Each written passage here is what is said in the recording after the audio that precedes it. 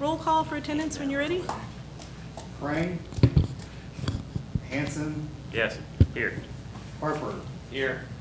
Healy, Flemish, Here. Michael. Here. Schultz, Here. Williams, Here. Welch. Yeah. You have a quorum? Okay, so are there any items to be added to the agenda? Okay, hearing none. Do we have an approval of the agenda? All those in favor? Aye. I move that we Oh, approve the sorry. agenda. Thank you. Good. Thank you. So Mike seconded? Yeah.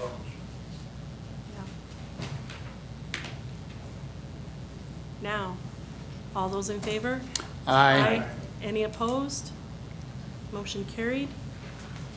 If we have any conflict of interest declarations, now would be the time to make such declarations. None. All right. So can we approve the minutes for the working meeting of 6/19, or excuse me, 6/17?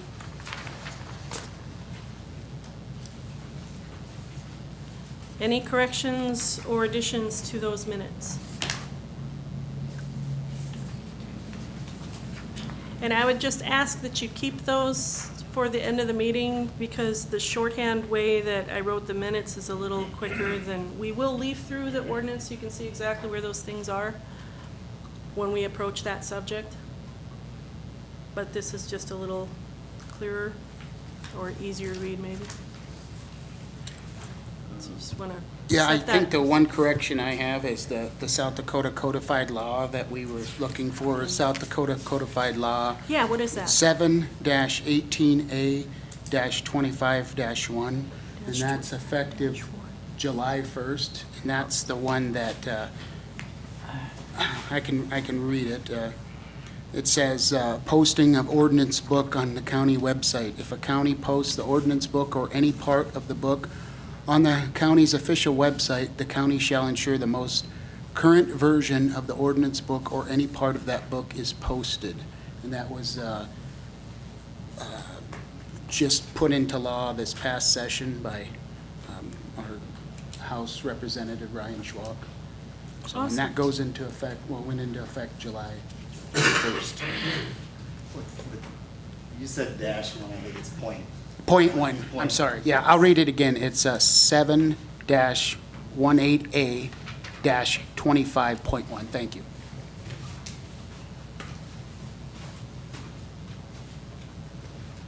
Is that in addition to the, I don't have minutes, is that in addition or Well- correction? We had talked about. It's an addition that, because I but- left that blank, I did not know what it was. Okay. There was an underline.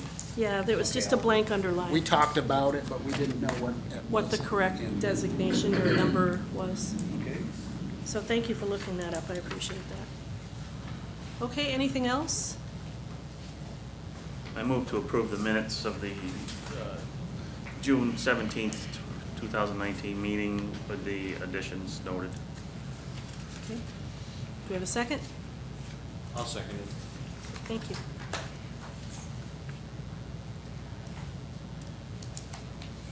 Okay, all those in favor? Aye. Any opposed? All right, motion carried.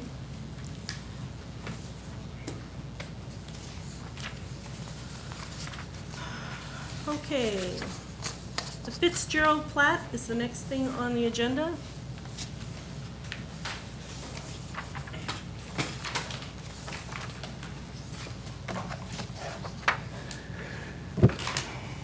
This plat should look familiar to most of you. It's a plat out of the Matheson tract, which we've seen before. Now, what we're doing here is taking lots A and lots B and the farther south, southwest corner basically of this tract.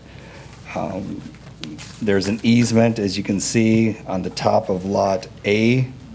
This prohibits it from being an administrative plat, which now requires it to go through both the planning commission and the county commission for approval. So the Fitzgeralds will be acquiring both of these, and then we'll be selling Lot A off. They are here to answer any questions on this plat. Chris, do you have another set of all the plans on the agenda for tonight? Yep. Well, I put them all up here, I'm sorry, Zane. Yeah, he could just give this, oh, you got it, okay. I'm sorry, I have two over there. Okay, My thank you. apologies. No problem.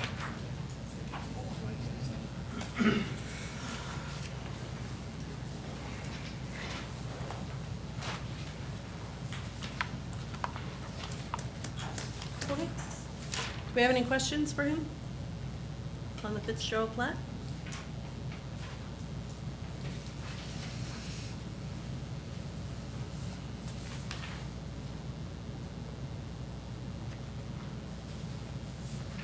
What township is this in? Township? I don't even know that. No, we're creating two lots. Brian, what township's this one in? This is at the corner of Highway 50 and the What is it, 135? 153. 153, Utica okay. Oil, Yeah. basically. So we'll be coming up out of the marina, Is it Ziskoff South? probably, it's South of 50 or north of 50? south of South 50 of- on that corner. 50 should be right Just there. go on top. south.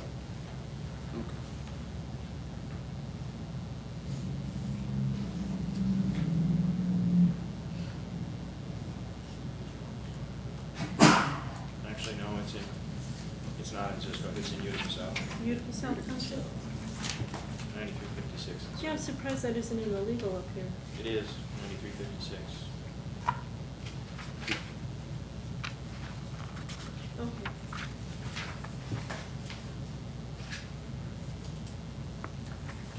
Yeah, but they usually say what township it is.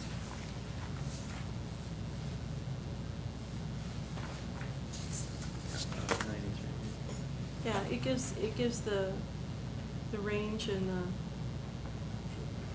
It has T93 North, range 56 at the top yeah. of the plat, Yeah, it does. section You're right. 6. It's all good.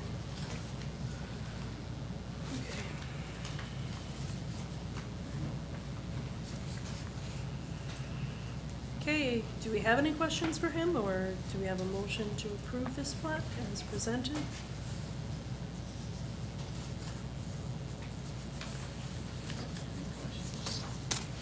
Doesn't sound like any questions, so I'm gonna make a motion to approve the plat of Lot A and Lot B in Matheson Tract 4. In the northeast quarter of the northeast quarter, Section 6, Township 93, Range 56 West. I'll second that. All right, you need a roll call vote for that? Hanson, Yes. Harper, Yes. Klimish, Yes. Michael, Yeah. Schultz, Yes. Williams, Yes. Welch. Yes. Oh, you're done. Okay, thank you. Thank you. Thank you. County Commission. So you're gonna make it. Okay, thank you.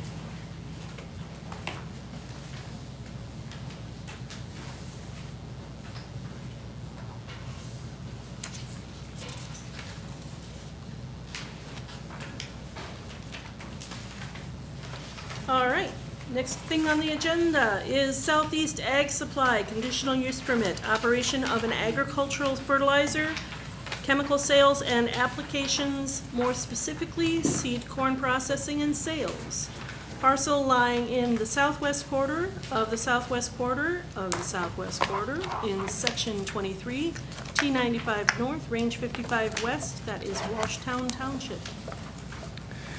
Again, another tract that should be familiar. We just worked on a variance for this tract on the Dean Mormon ground. It's a farmstead that they're now, we did the variance for him. Now we're looking at the conditional use. Should have been done concurrently, but now we're doing it one after the other.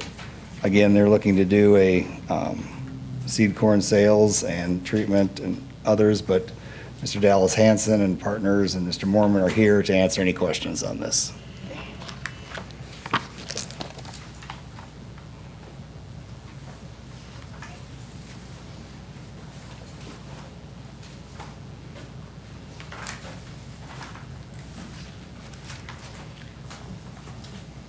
Yeah, it's not gonna be fertilizer, so just, Oh, okay. all we're doing here is moving the seed facility that Dean operated out of his home, just moving it to a different location, so. Yep. We had lengthy discussions last month about it, so. If everybody was here last month, they understand what we're speaking about right now. Do we have any more questions for him? Yeah, how many trucks do you think you're gonna see with this facility? I know last time we talked, you were at around like 200, you were thinking?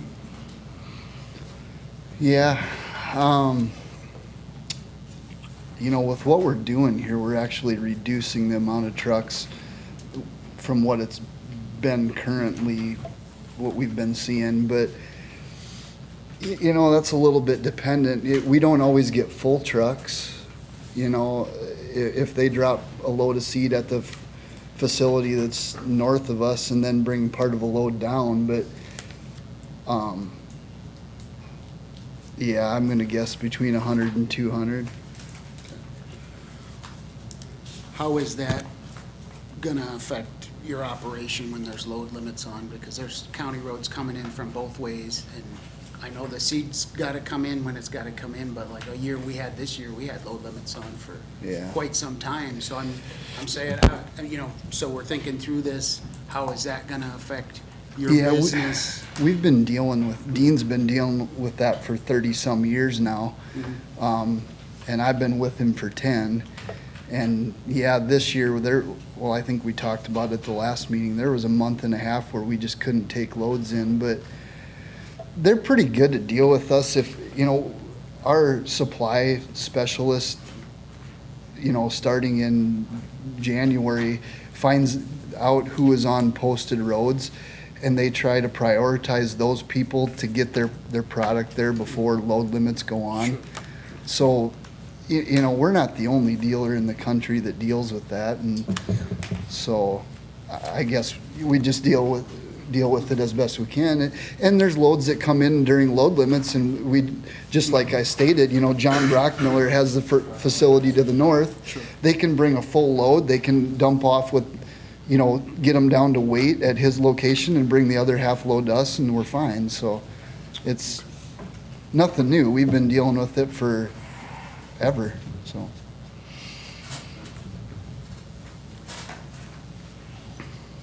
As we at the county, we're being advised when we get facilities like this, we need to have some sort of road maintenance agreement, and that's with, you know, power companies, that's with windmills, that's with anything, because when, you know, the road damage occurs, it's on the county, and this year in particular, we've seen an extensive amount of damage in some areas, and, you know, I don't know what that would be, but, you know, something like this is probably not gonna see that many trucks compared to some other ones, but No. and corn, I mean, that's usually a lighter load as well, but Yeah. 200 trucks, I mean, that's still a lot of vehicles. It is, you know, the thing of it is, the trucks aren't gonna change. If we continue operating at Dean's Place, the trucks are gonna take the same roads they're gonna go right by where this facility is to get to Dean's house, so it's not gonna change I guess if the damage to road or the road use is not gonna be changed whatsoever, so. Except for the fact that we're gonna get it off of gravel roads, so Yeah. there will be no effect on a gravel road as there currently is, so. I guess in that respect, my opinion would be is that there would be less road use or potential for damage because they're not gonna be on a gravel road. Less miles of road in Yankton County are gonna be traveled at this spot.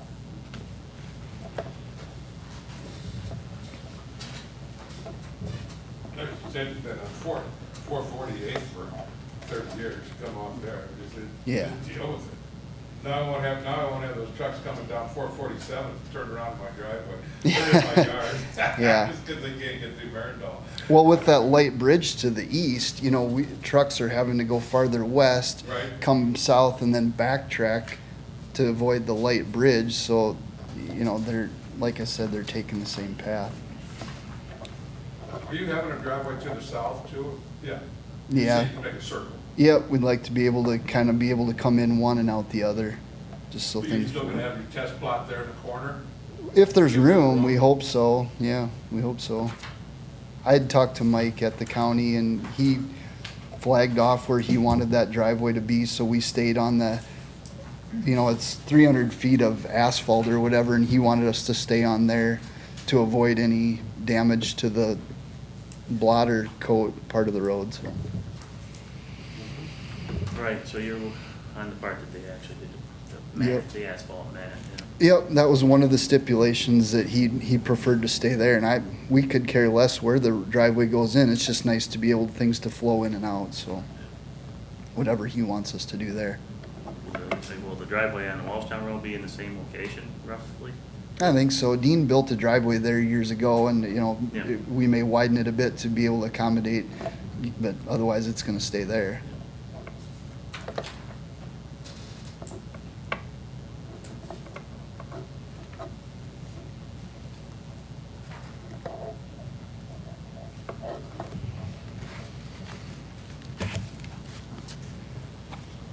Did you want to designate a specific haul route for him, or is that pretty much a given that you will be using the asphalt road? Do you have a haul route in mind when you're getting shipments in? You know, we talked about it today. I think Dean's probably accurate. 80-90% of the trucks will come, most of these trucks are coming from Cherokee and Algona, Iowa. So they're gonna come up 46 and go to Mayfield, and then they're gonna turn south. We have got trucks from the south in the past, different situations come up, transfers or whatever, but like we talked about today, they're just gonna know that it's really inconvenient, or it's, when you get a trucker on the phone and you gotta give him directions from the south, he's just gonna come to 46, he's gonna come over to Mayfield and drop south, so I think that would be 90+% of the loads coming from that route. Well, 46 is gonna have some major construction for quite some time, and so Yeah, I you're gonna suppose have to at use an alternate route. that probably. point, hopefully Highway 18, I suppose they'll come over to 446 and then drop south. Yeah, how are they gonna get to you if they have to, if 46 is when that's, because that could be several years when that's, for that to get done. I guess what would be your haul route plan? I suppose they'll have to come down to Highway 50. They'll have to drive over to 448. They'll come up 448 to 301, and then there's directly over to our facility on 301. Would you be opposed to having a set haul route? Now, when you On say these- set haul Well- route, that means that we basically, every truck has to follow that same route? I would say when you're getting your big shipments in and you're getting, you know, you're getting most of your grain, that you could say, hey, it's best if you follow these routes. One You thing know- I think, Dan, with the construction of 46 is starts next year. That's gonna be like a 1.5, 2-year deal. So do you find the haul route now, or are you gonna come back when 46 is done and redefine specific haul Well, routes to this place? You know, I think it's one of the things that we really need to talk about, because a lot of these facilities are getting located on state highways, 46. But all the trucks are going on our county roads, and we spent a lot of time the last few weeks going over our budget, and there's not a lot of money in the budget to spend on roads. And right now, we're doing a corridor plan as well, where we don't know which of these roads is, in the long term, is gonna stay oil or may go back to gravel, and that, we're in the beginning stages of that, and I'd hate to, have you think long-term that all of these roads are gonna stay this way. They may not, so I'm just being upfront. with And I you. guess, yeah, Sure. we're making an assumption that Sure. Walshtown's gonna stay oil. If not, we probably wouldn't be near as interested in building there, so. Me neither. Sure. Well, that's, I think that's, 46 is gonna be done in like 3-mile stretches too, so it's, Oh, it won't be What? disrupted for as long. And 46 has got construction, are they gonna close it completely, do that, they must then have detours, which then they would follow detours, just like any road construction, right? they're gonna close completely, yeah, and they'll. Yeah, well, I'm sure they'll have Do a 3 detour miles plan. at a and- time. Plan, yeah, and I just took it out of my briefcase too, the STIP, which laid out, and I'm not sure anyone's over there to hear that. At one point, they're gonna tear it all up, and then that next year, it's going to be an alternative surface, like a low-quality blacktop that you're gonna drive on, which will help compact it. So it's not gonna be complete shutdown. But it's gonna be like 18, basically. Hopefully minus the flooding and a bridge incident and a bunch of other stuff too, you know. And I hope they started the right end on 18, they should have started on 81 instead of starting by Davis. That was the wrong way to do that. But it's a multi-year project, but yes, their plan is not to just shut it down and go from nothing to final grade. They're going to go and regrade it and have driving surface for a year plus. And I think Joe's right, it's going to be in phases. They're gonna do East Irene first. Yep. I think one thing too, we have to look at the fact that, you know, you're talking about how many trucks going into your facility, 200 trucks a year. We get 200 trucks a week on that mile road from 81 to Gravel.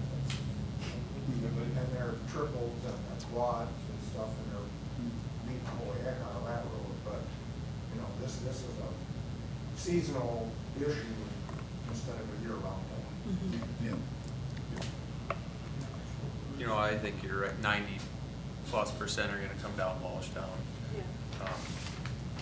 Something we probably need to address when it comes is whatever we can to limit 301 when 46 is under construction. That, I mean, and I know, I'm not saying, you know, how agreement right now based off of what we might know in the future, but Yeah, there's a lot of what ifs, you know, if Right. 448 is that avenue that stays oil, well, then they'll have to bring 448, and at some point, you know, if they come up 50 and then somehow get to, Old 50 and get over to Walshtown, and if a load would come from the south, yeah, it's difficult. I'm just, I guess, asking, and you know, when that time comes, 301 is not built for Yeah. truck traffic, basically. And so, whatever we can do to limit that, I think would be appreciated. over the years, Dean's done so much to try to preserve his road, and, I mean, he's kept him off, and we'll continue to try. We don't want to ruin the road either, so, Sure. you know, if we need to not take trucks for a month like we did this year, so be it, I guess. We've dealt with it before. I think that the answer is just working with the supply lady and, you know, letting her know that if we can get all these trucks here by February, let's get them. Right. Right.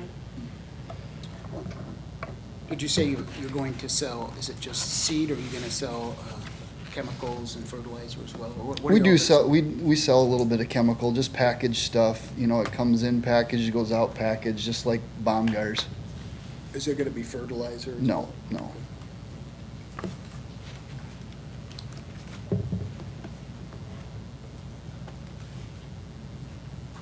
The same thing you're doing where you are now. Just moving to a different spot. Okay, any more questions? Nope, thank you. Do we have a motion? Public input? I move Or, to oh, yes, I'm sorry. We need public input first. All right, do we have any people or persons that would like to speak on this issue? For or against, doesn't matter. If you want to, come on forward, state your name for the record, and you may speak.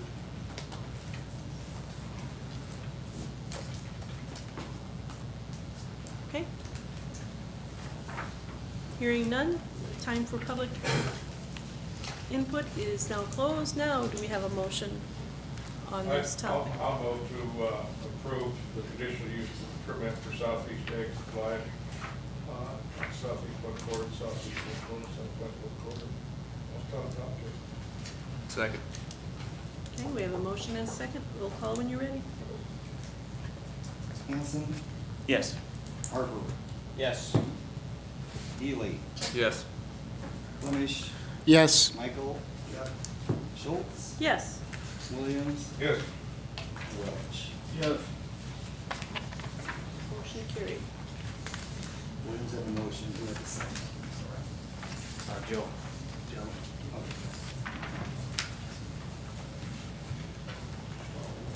You found that that was in compliance with all the requirements of conditional use. Ask the chair. I'm sorry? You found that was in compliance with all the requirements of the conditional use.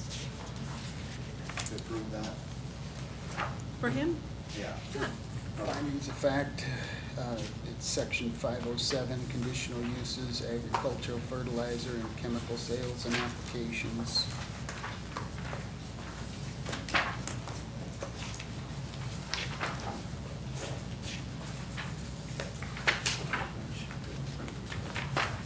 And then section 515, minimum yard requirements.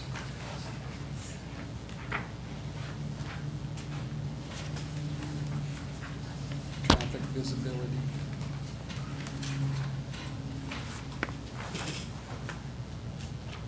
Section 517.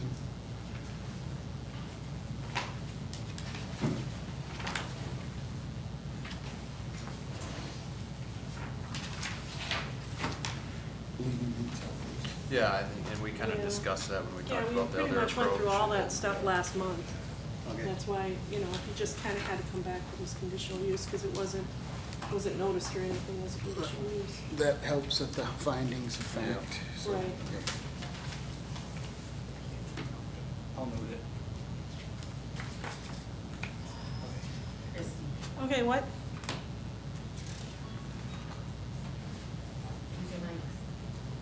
Isn't it on? It's on. Yes. Okay, so he does meet the conditions for the conditional use. Most of those things were discussed in last month's meeting. Ingress, egress, all of those things, we just discussed what his expected haul route would be and the impacts of Highway 46 on that haul route.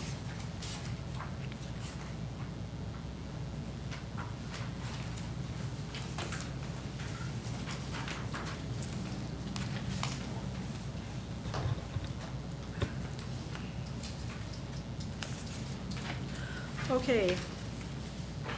Any other discussion on this? No? All right, next item on the agenda, James Drake, 114 Lakeview Terrace, conditional use permit, above-ground pool, Lot 2 of Lakeview Terrace, Section 18, T93 North, Range 56 West, in Utica South Township. James Duke, right? Yes. Didn't I say that? You said Drake. Oh my gosh, I'm sorry. Peggy Brothers, No, thank you. for the record. James Duke, thank you. Is he in low density or moderate density? Moderate, R2.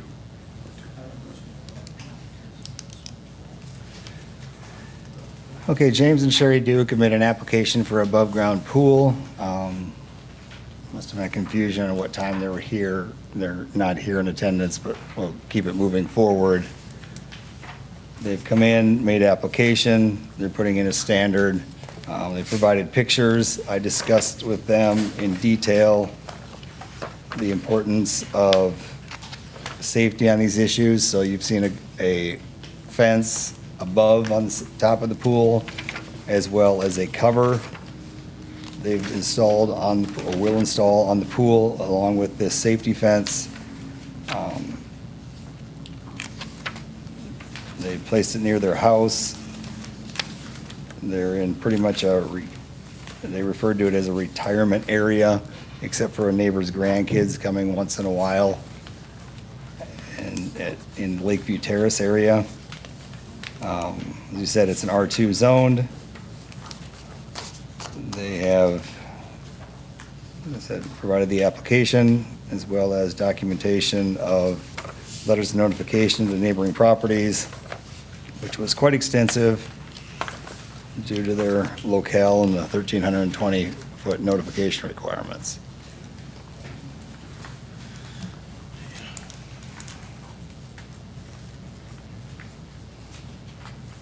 If there's any questions, I can do my best to answer them.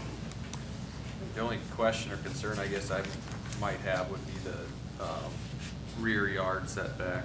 And if that applies to this one, what, I guess what your opinion would be on that. On the colored drawing,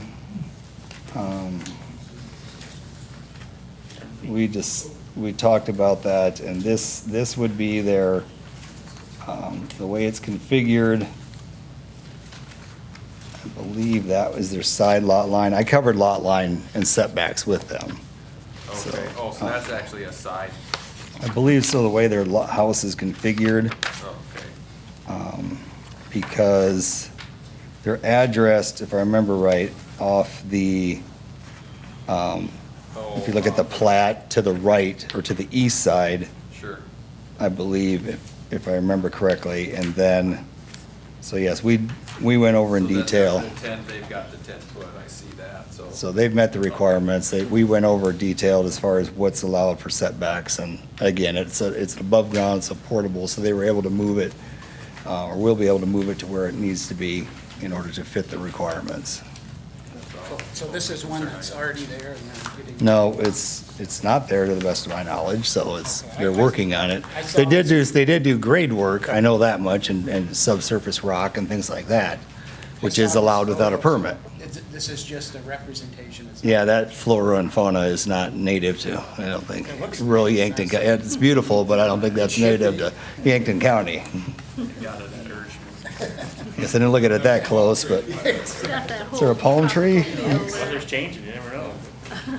Global warming thing. Yeah, I'm thinking no. I think that's just an example. Sorry.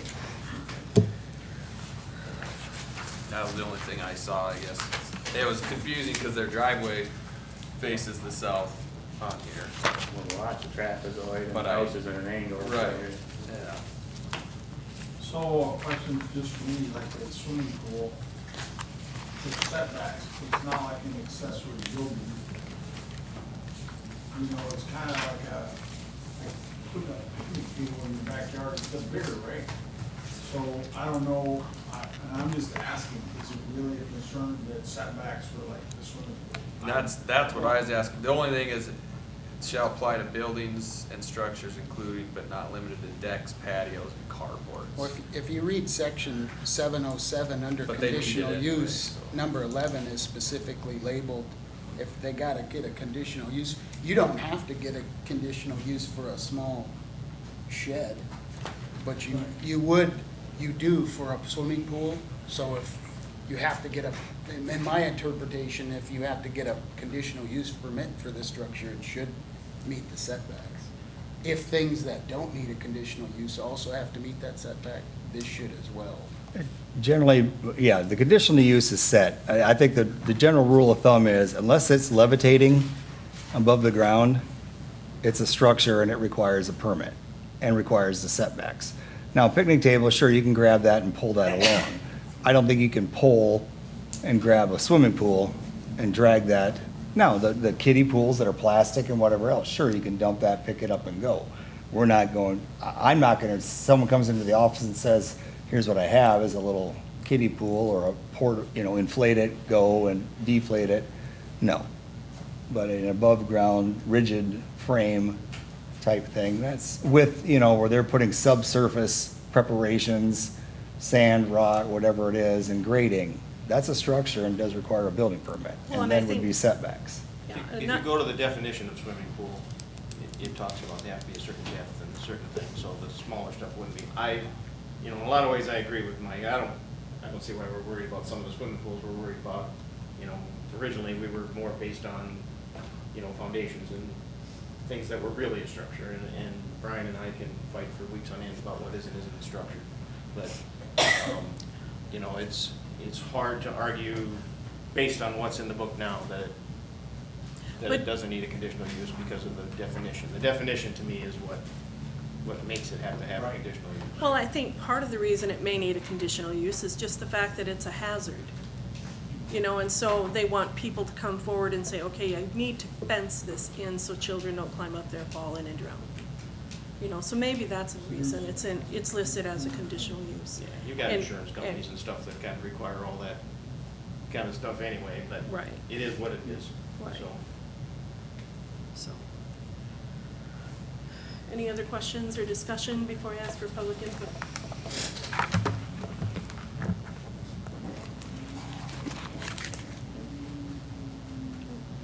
Thank you. Is there anyone in the audience that would like to speak on this issue? Pro or con? Okay, hearing none. Time for public input is now closed. Do we have a motion on this issue? Move to approve the swimming pool proposed by Mr. James Duke based on our findings of fact. We have a motion. Do we have a second? I'll second it. Okay. Dennis Michael is your second? No, it was John Harper. Oh, I'm sorry. I was looking right at you. Sorry, Can't John. throw my voice that far. Okay, so it was John. It was me. That's who I am sorry. It was me. I am Okay. off my game today. All I right. hold on for the dead thing, but it was me. All right, roll call vote when you're ready. Welch, Yes. Williams, Yes. Schultz, Yes. Michael, Yeah. Clemish, Yes. Healy, Yes. Harper, Yes. Hanson. Yes. Passes. This is just a point of reference. We've asked a lot of people to come in, you know, for conditional use. This one, the swimming pool is different. But I honestly think if someone, if it merits enough, that it needs a conditional use permit, they should almost give us enough courtesy to come in and tell us what they're gonna do or why it's there. Just something that I think about, you know? And they usually do. Right, but you know what I mean? Yeah. Sometimes. I know, right, because we actually postponed it, because they didn't show up. Right. I think if we had had a question or something that couldn't be answered, we clearly. Then it's Then we not. could've- I mean, It's a good point. But I think we should like whenever we're issuing it, they gotta do a conditional use permit, whether it's you, Brian, or whoever else comes in there, it should be, if you wanna ask for a conditional use permit, you should come and present. I mean, this was kinda like self-explanatory, right? Like the guy that's building a garage, and the carport, how tall. Well, he had his, he had a nice, Picture and all the information, but in general, I agree. I think that people should probably come in. And I'll say this very possibly could sit on my, I mean, the current schedule, what's going on, I was out ill. I mean, they could have tried to call or stop in or done something, and I just wasn't able to communicate with them clearly. I mean, the day the notices got out, I was full-on sick. So we got those out. So they could have tried to communicate with me and not gotten a hold of me, although somehow my cell phone has gotten out, so a lot of people are getting a hold of me, but they don't have that, obviously. So, but it could sit with me, so I certainly, I'm glad that you weren't allowed this to go through, because I certainly would hate that it doesn't sit on me that if something were to go bad for them, but thank you. Okay, next item on the agenda, Joel Remfer, 43618, 294th Street in Menno. Conditional use permit for a CAFO swine nursery in the northwest quarter of the northwest quarter, except the east 785 feet of the north 460 feet, and the north 500 feet of the northwest quarter in the northwest quarter, except the east 785 feet of the north 460 feet in section 21, township 96 north, range 56 west in Jamesville Township. So what you have before you is a request to construct a nursery in, as you said, the legal document by Joel Remfer at 294th Street, 43618. It's a hog nursery in that area. Mr. Remfer has provided, I've worked with him closely along with his consultant, and hopefully have provided accurate, we've provided information covering most of the questions, we hope. Again, he's providing a nursery, which would be 240 animal units, which under Yankton County ordinance would be a Class F. You'll see a detailed narrative within here going through our requirements of performance standards as far as what's applicable and what's not. I believe the applicant did try to attempt whenever possible to make the application and fill out the requirements, whether they were applicable or not. He did attempt to comply with those. Also provided information regarding the other information via maps and diagrams to the best of their ability.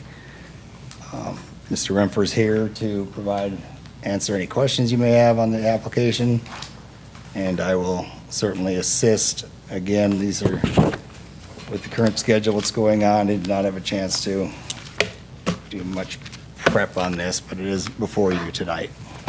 One thing on this application right in the front, it says date of denial, 5/31/19. What is that? When they came in with their building permit, I have to deny the building permit because they need a conditional use. Oh, So I can't issue a building permit without the conditional use. That's what that's intended. thanks.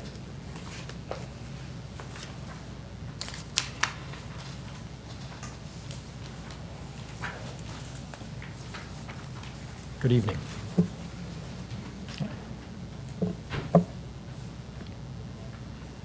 If you have any questions, I'm just wanting to build a hog nursery in order to try and stay viable in the agriculture community here.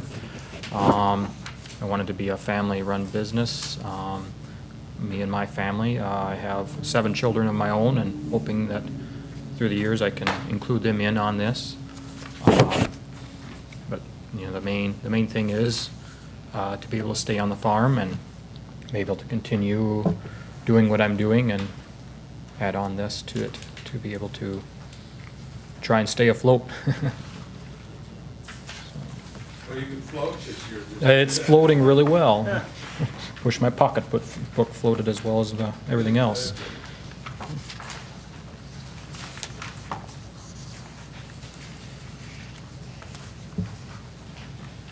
So where's this, I see here you're right west of it, Mountfolds there. Yes. Where are you putting it then, right there on your home place there? There's the older farmyard on the south side of the road. It'll be just to the west of that. Okay. Yep, right in the corner there. There should be a map showing where that is. Is that you to the north then? Or is Yes, that yours? is my home on the north side of the road, yes. Yep. Okay. Just over church, yeah. The older farmstead is. Yeah, I own that as well. I own that right now. My aunt lives there currently. Yep.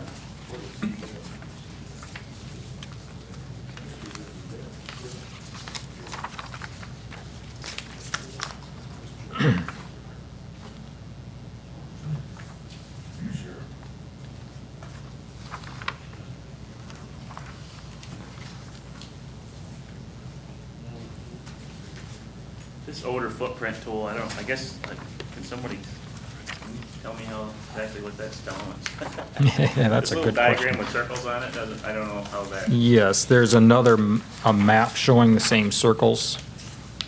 Just have a black and white version here, but, I don't know if that made I the don't have packet. that one. oh, you don't have a full packet of that, okay. Because what we have doesn't really show, yeah, I'll show I you. saw it This is what we have. That's which what you doesn't have. really- You don't have anything that looks No. like this, okay. It referenced that in the. Sure, I can pass this around if that's. get that. Is that Oh, okay. What's that? Is that open? I can. No, it's blocked. As far as the odor footprint tool, I'm going to help with that. It has been improperly referenced in the past. There is no percentages involved in this. So you can't say that it's 98%, odor-free. I mean, that's not what that's not what it's really saying. If you go to the extension page here, this provides a very good description of how it's calculated and stuff. And basically what it's saying is it may be annoyance-free, but it's not 98% odor-free. That is a flat-out misinterpretation of the data, and at no point would anyone with it ever calculated has ever said that's the way it's supposed to be stated. Basically, if you read this, it goes on to say that they say the odor level is about a 2 is what they view as annoyance-free. And they say, you know, in 98% of the time, it's going to be a 2 or less, is what they're saying, due to the wind conditions and the modeling they have, and based on those circles. So, I mean, use your own information, but there is nothing that ever says you're odor-free. If you go to the SDSU website, or to this tool, Yeah. it describes a little more, but it's kind of like the 98% annoyance-free ring. It equates that to so many hours a month, is what they are expecting. Well, yeah, I wish the 0 to 5 scale matched up with the percentages, that's what I was Okay, trying and to then the think. 0 to 5 is something else. That number can be manipulated or changed, I guess, as far as, you know, 5 being a very intense odor and Right. 0 being not. So yeah, there's some moving parts on that. Okay. Yeah, well, this talks about how many hours a month between April and October and this one. It's just a predictive. It's a starting point Yeah, no, within the yeah. conversation. Yeah. No, I understand that, I just was trying to get an idea, because I didn't, now it makes more sense, seeing the circles on that. Yeah. Well, I had the same questions when I got it too. I was trying to figure it Yeah, out. I'm Yeah. sorry. Is that the same, that odor fresh, it doesn't care? Well, yeah, but you, Yeah. when you overlay it on the land, you- It makes more on the sense. satellite picture, I mean, a red circle on a white piece of paper doesn't tell me how that affects the neighborhood, you know?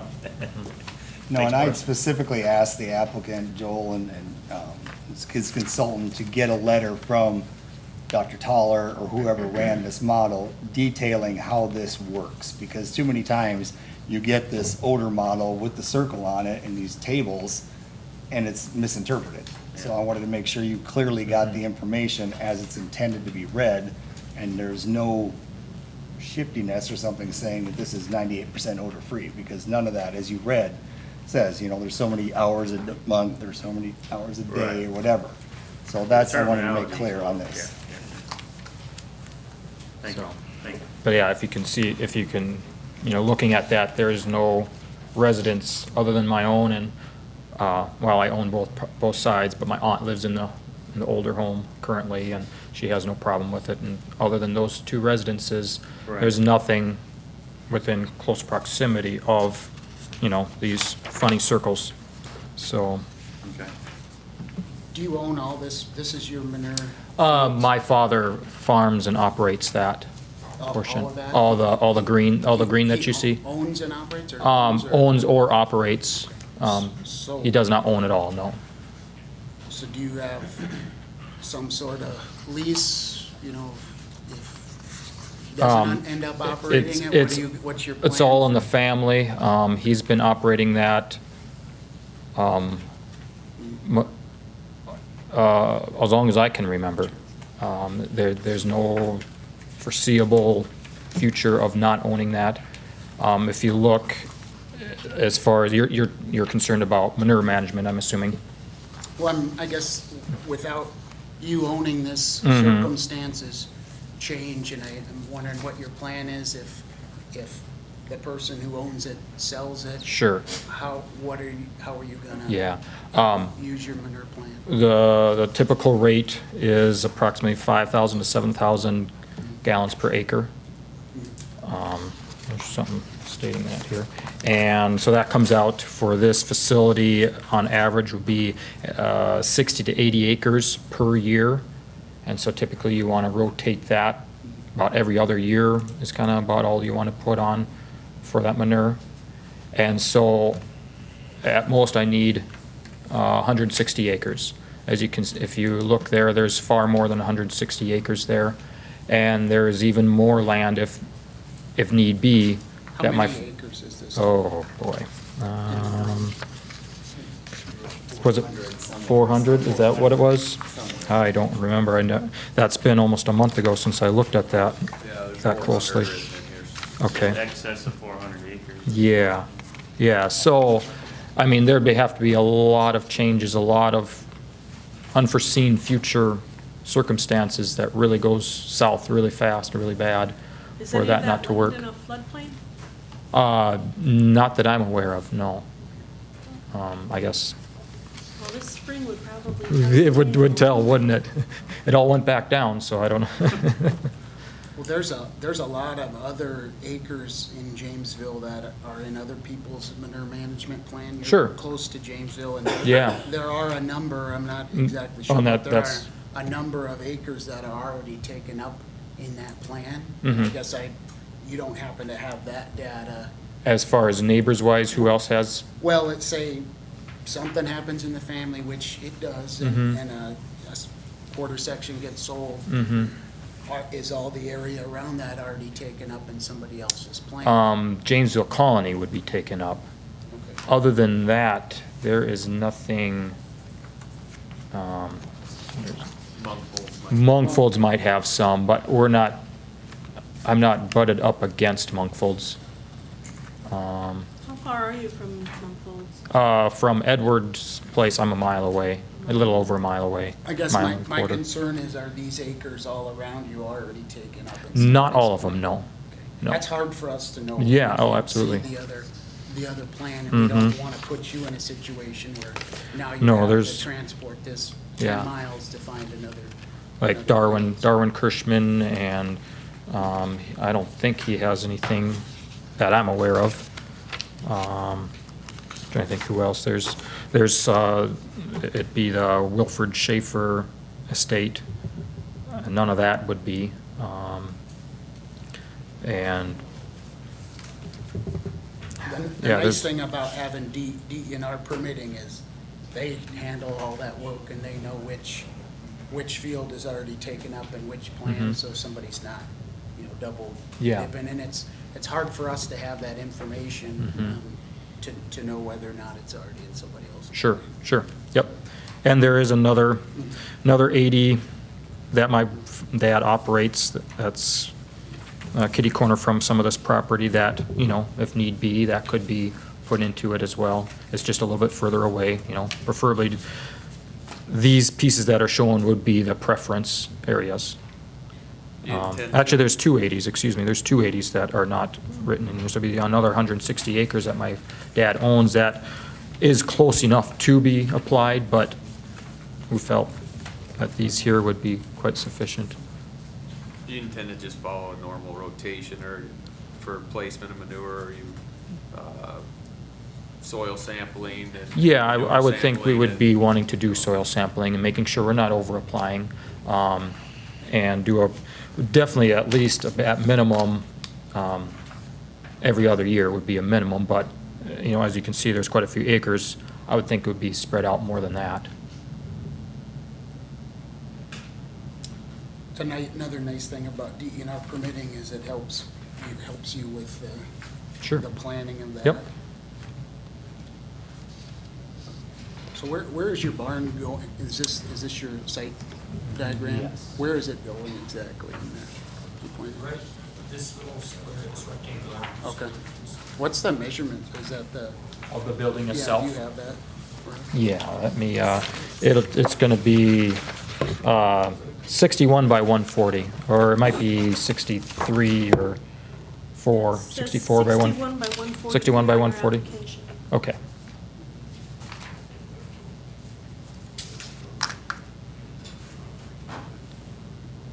There's a 50-foot setback line, is that?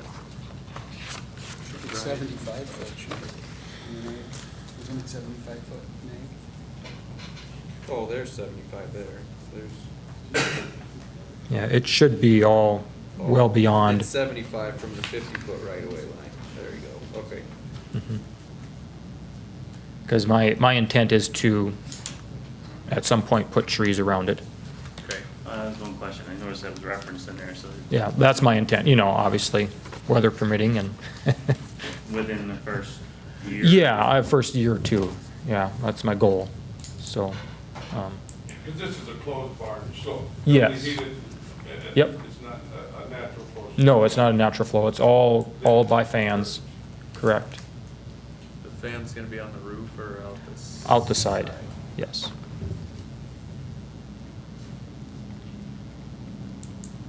Or the exhaust, I should say. Yeah, Fan. yeah, fan exhaust, yep.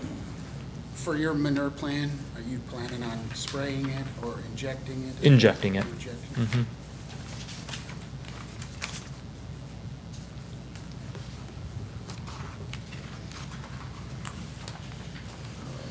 Are any of these fields tiled?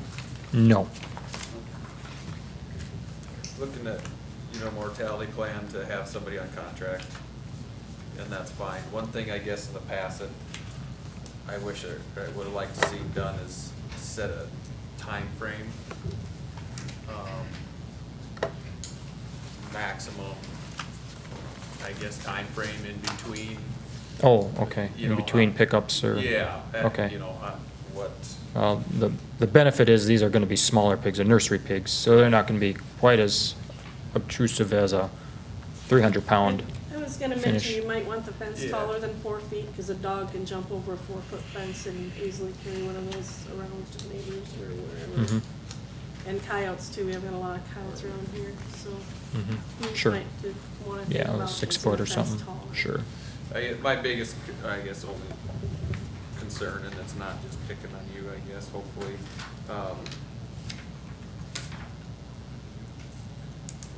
current plans are to place rendering service on contract to promptly dispose of mortalities.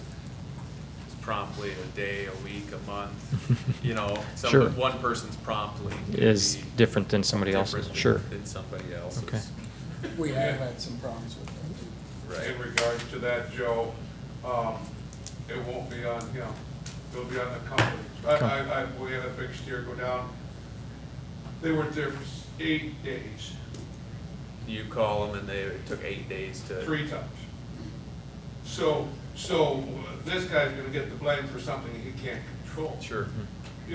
And that's just, and it's just the nature of the beast. Well, that's why I don't understand how those Well, that's what I'm contracts telling work you, and how. and I've heard different things said before, that, well, these guys aren't getting their animals out. It's not that they're not getting calls, and it's not that it's just because the companies don't show up.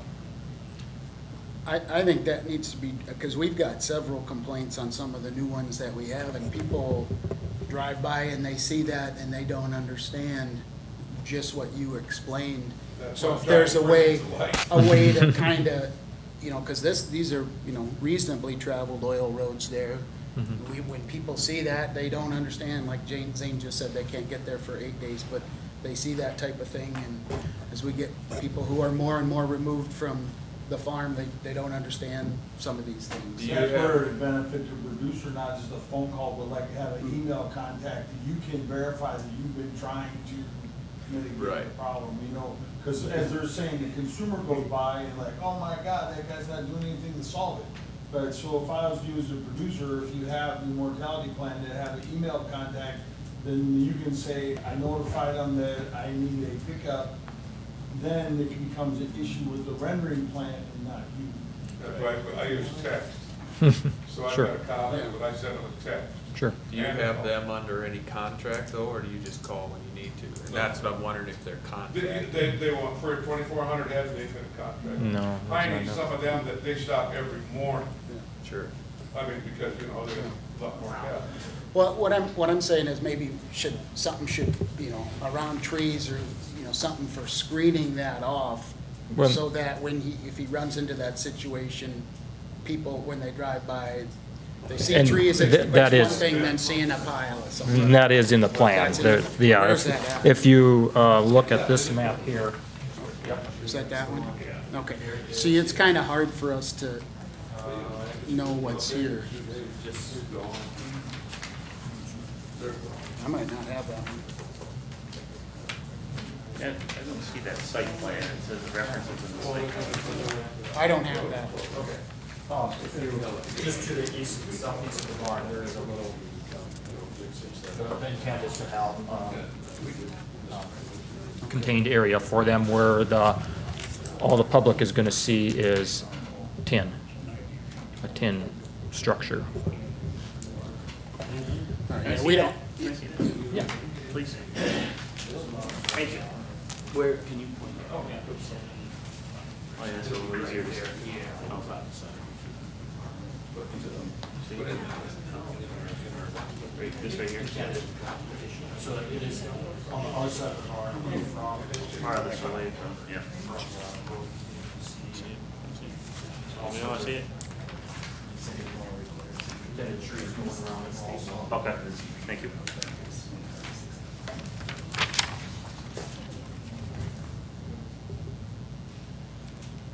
And there again, like this spring, it's like we were talking too, when we had all these trucks pulled off these roads, of course, we couldn't even call them. I mean, you know, Right. Sure. I just know I was in the office upstairs a year or two ago, and there was phone call came in, and Pat had said that basically the mortality plan was pile them up until the neighbors called, and then this individual would call the, you know, do something at that time. And that's what we want to avoid. yeah. Usually in the summer, they don't stay there that long. I'm close enough to it, I don't want them to stay there that long either. Right. Well, it mentions the, following the South Dakota Animal Industry Board recommendations, so I would imagine that that is spelled out a little bit. I don't think he has to follow that though with the Class F, Well, unless we make it as a condition, because There there's, still becomes an issue though, I mean, as far as, state of South Dakota, the rule basically that you can bury it, burn it, you can compost it, you can pick it up by a rendering truck, the titles can carry it off. There is no law in the state of South Dakota that says you have to do this.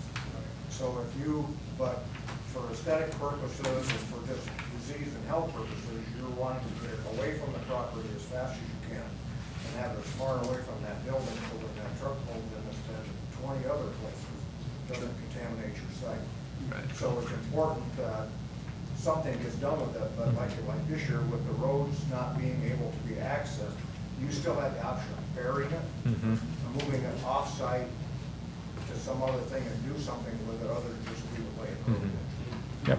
You know, we had a lot of reports of calves out in ditches, people just take a, there this was a spring, lot of that, because they obviously couldn't get a rendering truck, and they just throw it in the pickup and out some ditch, and off they go.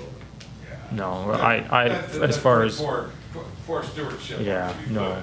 As far as ability to bury, I have more than enough access to do that. Well, if you're there and you're on there, I would imagine that. We don't want that there. If you can put up with it before the neighbor 4,000 feet away. Yeah, it's almost a mile away, yeah, the neighbor will never smell it, but, yeah. I think if it's something that's gonna happen anyway, I don't see any issue with making it a conditional use permit, then if it's something that's, you're gonna do anyway. then it's- What are you, Well- what kind of condition are you thinking? Well, if you're gonna, what are you gonna dispose of either dispose them by composting or rendering? Well, by rendering would be preferable choice. Within 24 hours, either compost them or? Well, What is your plan? When the for rendering that? truck can get there, I can't So- go down there and tell them they have to be there in 24, I don't think So- that can be So done.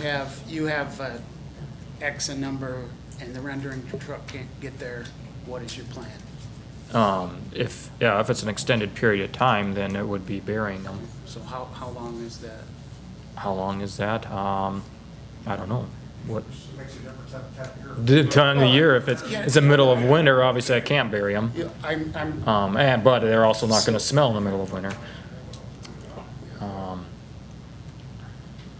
If I can give you a straightforward answer on that at this point. Well, I'm gonna do my best to get rid of them and do what I we've can. we've had these that have been approved prior to, and we've already had problems with Sure. them not being disposed of. Mhm. And we get calls and neighbors complain Mhm. because they're not following the plan. And I was just wondering what your plan is, rendering truck, and if that doesn't work, composting? Burying, yeah, compost, Okay. burying, yeah, because I don't have anything the hogs themselves, I can't, there's no manure there. It would have to be with cattle manure, but, to compost with, but, Okay. probably be a burying situation, yeah. Okay. You thought about like putting biofilters or anything on this? Have you looked into? On this size of building, no, with only 240 animal units. Are you planning on planting any trees or anything like that? Yeah, that's my intent, yep. Is that in? It's not in there, it's stated, where's that one? Talking about the trees on page 3. It's talked about, it's nothing that I I don't- am, I guess I don't see I- where we're at on page 3. Mentions It's trees. B, it's 10C. You just set back, 10C. because you're 75 foot plus, I don't remember if it shows, but there's room for trees that. It should be, yeah, with my, the one I for trees I to be purposely planted had on the, west and north side along the highways there. yep, purposely had the building put in that far for trees to be intended to be planted, yes. Are they part of your plan then? Are they- As far as what I'm presenting to you today, no, but I want it to look good and I want it to be presentable and I want it to be protected. I like trees. I think trees are a very viable, very important part of a farmyard, so. Could we ask that, I mean, you know, when the construction starts and all that, that you've already put in your plan and talk about tree planting, that trees be planted within 2 years? 2 years? Of completion of construction? I think we could do that. If that's the main tripping point, I think I can work around that. See, I think that gives you the opportunity, whenever the construction is done, then you get through like, well, you can't plant trees in August. No, you gotta, You know, that. it's you gotta typically in the spring, actually sustain- working with the county. But that way, the county gets affirmation that the aesthetic part that you tell us about is actually gonna fall through and happen. Sure. Right, and we would ask, it says trees of adequate size to control wind movement, so if you're gonna plant trees, not the little baby trees, you know, something that'll actually have Right off the bat, you mean? a better Right. survival rate for you too. A lot of time you plant like some fast Bare- growing stuff bare and then roots. some bigger or slower grow, you know, Uh-huh. what trees you want, you can plant, but then you throw some fast growing things in to get started. Okay. Is kind of, and there, I think the NCRS. NCRS. Yeah, and that's who I'd be dealing with County Conservation District. Yeah, there's like dogwood and there's different. Os trees grow. Right. I think trees are important. I mean, they do aid in odor control and they also, Mhm. you know, it's kind of sad to say, but what people don't see, they don't smell. Mm-hmm. You know, especially on that intersection on 2 oil Mhm. roads. Yep. It's important to. And have some evergreen trees in there too. Yeah, you get the so ornamental full year round, yeah. full year round, yeah. I think that should be part of the condition, because if that's not in there as a condition, Yeah. they don't have to be put in. What's that? Trees. Yeah. Yeah, I think I you mean, said I 2 think it years, needs to right? be, yeah, that needs to be one of the conditions that are put in with that. Sounds like he's agreeable to it. so. Yeah, that's my intent anyways, so. Are you gonna require certain trees to be planted, or I guess I'm a little fuzzy on that area? A lot of these applications that have, or some at least, already have a tree plan in place on what they Okay. want to do. You Sure. know, with you. I I don't know. think you work with like an NRCS approved plan or something. Yeah, I would be working with a conservation district on it anyways. NRCS will give them the correct plan. Yeah, that's who I'm gonna be, you can't get them cheaper anywhere else anyways, and, Right. they're very easy to deal with here, so. Just planted almost 200 here this spring, so, in the mud. Do like us, you plant 200 and then next year you go plant 150 to replace the ones that Well, died. I don't know, it might have worked good in the wet, I don't know, we'll see how it goes. I already had them ordered, so they had to go in. Where's your feed coming from, Parkston, I assume? or- Yeah, it would be from the, What way are they gonna use to haul? I'm not 100% sure, I'm assuming from the north, From I'm not- 18? 18 down, I'd assume so, but I'm not positive. Otherwise, it would have to be from, unless they would come up from 46, I don't know if they'd go down that far. I don't know, I can't tell you for sure. How many trucks a week are you? For feed, it sounds like it's gonna be about 1 a week.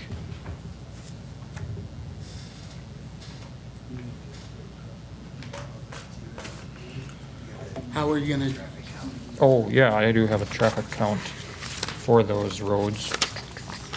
Somewhere here, yeah. Here's a average daily traffic count for those roads. One thing I'd maybe ask for during the construction is that you get an approved route with Mike Sabachic, Oh, highway okay. superintendent, prior to Yep. construction, just in case there's projects going on. And, you know, last week there was a site where 20 to 50 concrete trucks bypassed the port, went down Midway Road and south on Walshtown. I seen that, yeah. And we had just replaced culverts on that road, and Yeah. the gravel's all mushroomed out, of course, and Mhm. I had calls of cars bottoming out. And so, just at least for construction, I think, Sure. in case he has any projects, make sure that you relay, you know, we have a set route for the heavy trucks Okay. and concrete during construction. Mhm. Because I don't know if you're gonna come from the northeast, west, you know. Yeah, I don't know. I'm So- not 100% sure. That's things to come. How is that gonna affect you when we have load limits on? With those feed They're trucks? just gonna have to bring what they can. I don't Not what know. happened this spring, but they came regardless, you know, each county, and it's tough because each county's different. on Yeah, what well, they they're gonna have for to load. obey the load limits. I mean, they can still travel on it, it's just gonna be limited on how heavy of a load, just like when I take grain out, I'm limited in what kind of load I have. What's your construction timeline? I think you're concerned about construction more than anything. Sure. I'm hoping to get started this fall and work through, I'm assuming, at this point, I'm assuming get started this fall, early fall, and work through the winter. I'm working with Ethan Co-op Lumber, so it kind of depends when they can get to it. And also, if it ever dries out a little bit, it's still plenty wet. for You're everything. aware 180 days if you don't start construction. Oh, say that again? 180 days, your building permit and conditional use permit expire. That's when it is? Construction hasn't begun. Okay. Okay, you're aware of that? All right. Yeah, Last November 10th, about Yeah. that. So, and that's straight in our zoning ordinance, that's been there for yeah, that's kind of what I thought. 19 years, so. Yep. So that means you have to have construction at least start. Yes, by that 180 days, construction needs to be started. Yep. Okay, that's Be 180 days from when it's approved by the county commission. from when it's approved. Yep. I believe there was some conversation in the last meeting, though, that I watched that Joe and Sherry had brought up, that there's appeal processes or something with that Yes. 180 days. There's, But people have to come in and appeal to us. yep, there's an appeal process. That's the that process comes. for an extension, but if people don't do that, then there's It's- no extension process. Okay, so it can be extended if you guys approve of it down the road. Better off getting it started. Yeah, well, that's fully my intent, but Yeah, like we said, it was a God-given problem, but I guess that didn't matter, but I did see that. Sherry had brought that to my attention, she sent me that. There should be something coming in the paper tomorrow, I think, an announcement about that, in case people need extensions, but One thing else, I've got to ask a question, you commissioners, you made a Class F, I don't know what you did, a moratorium, how's this going to affect his operation? When did that happen? Well, it was on the first meeting, I sat right out here.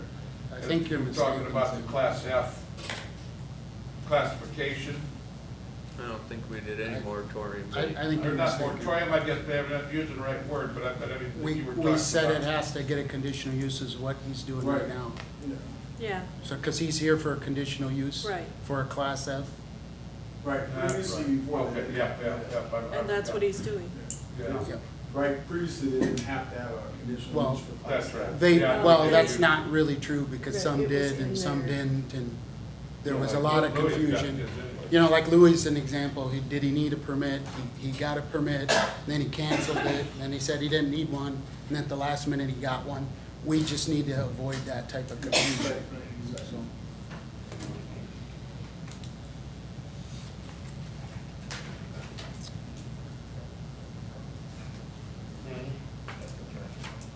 I don't have any other questions, I guess, so. Okay, but You need a conditional use permit for the manure management plan, so does he need to? Where are you, where are you Manure at? management.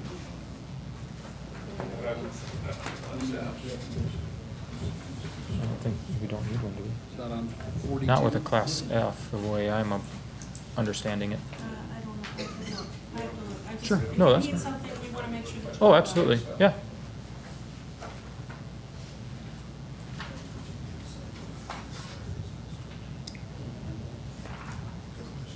Article under 507, number 507. 42, is that what you're talking about? I think so. Agricultural, well, that's for, Under conditional uses. Next I think page. is what you're probably referring to. Here we go. Spreading, it is on page 46, it's section 507, point number 42. It says, spreading, injection, and other application of manure or animal waste generated by an animal feeding operation or other livestock production located outside. Or other livestock, that probably. That doesn't Yeah, apply. or, okay, that's right. Why doesn't it apply? That doesn't apply. That is written for, you're doing a manure management plan as part of this application. That's for if someone brings manure in from It outside says the comma, county. or, though, it doesn't say. But you're already doing one with this application. Did he notify the people from the places where he's spreading the manure? But that's part of the application. That section is if someone, what we're trying to do is, when we wrote that, you're trying to make an equal playing field. If I have an animal feeding operation outside Yankton County, That's right. and I bring manure in, I should have to follow the same setbacks and requirements as if I got a permitted facility in Yankton County. So if in a previous zoning ordinance, the part about outside of Yankton County is not on there, would you agree that he needs conditional use for it? Well, I think the fact that it's labeled as a separate conditional use specifically, you know, if I wanna have a bar Because I believe we added that on there. and a based on swimming somebody pool, I that's on gotta the get edge a of Yankton conditional use County. for both of them. Right, and it says. That's why we added the Or out of Yankton application County. of manure or animal waste generated by an animal feeding operation. No, he's saying As that because described this is, here. he's saying number 42 is only for people from outside of But Yankton it's not, County. it says or other And, livestock. you know, originally, number Doesn't 42, say in my opinion, Only, had to it do more doesn't of say it only other livestock. biosecurity and that kind of thing as far as keeping track of who was spreading where, so you didn't contaminate one guy's field with another guy's manure and then take disease from one facility into another facility. What I'm saying is, previous zoning ordinances, that's something we added to outside of Yankton County, and I believe if I look through the previous zoning ordinance, it'll show that number 42 doesn't have or other production outside of Yankton County on the earlier ordinances. The original discussion during the meeting though was because we were trying to protect people that had animal, or nutrient management plans, that you could, that people that brought manure in, say from Nebraska or a county line brought in, had to conform to the nutrient management plan that was in that county that fit within that Those rules and regulations. property. So that doesn't apply to this, what I see. I mean, he's in the county applying nutrient and Well, or you could look at it, he's applying, if you look on number one, he's applying for a conditional use for an animal feeding operation. And if you read it, it could be interpreted 42 that applying manure is a separate conditional use. I mean, the point, you know, if I want to have a, like I said, if I wanted to do a bed and breakfast operation and also have a church in there, that'd be two separate conditional use permits, would it not be? You know, the fact that it's specifically labeled as a conditional use to me doesn't mean that it necessarily falls under that.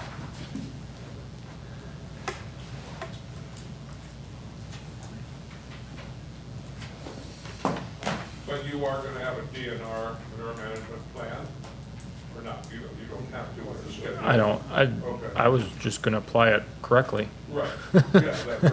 Yeah. That's what they all say. Well, Yes. It is in our first permit Well, you've described to us how you, what your plan is, right, in this narrative. You've told us what your plan is to do, Yeah, correct? yeah. I mean, isn't that something that we've got here in writing? It's basically saying, he's saying, how we gonna handle his manure? The only thing we don't have, and that's, we did have a lawsuit over this, is the notification from where the conditional use takes place. That was the lawsuit we had with the colony back in, I'm gonna say, maybe 2010, 2009, when the judge ruled that the notification was not properly done. Just for notifying the neighbors.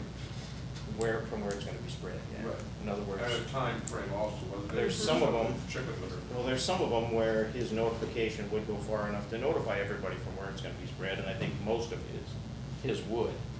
But depending on where he spread, you know what I mean? It's the notification that the conditional use is on the land to be spread there.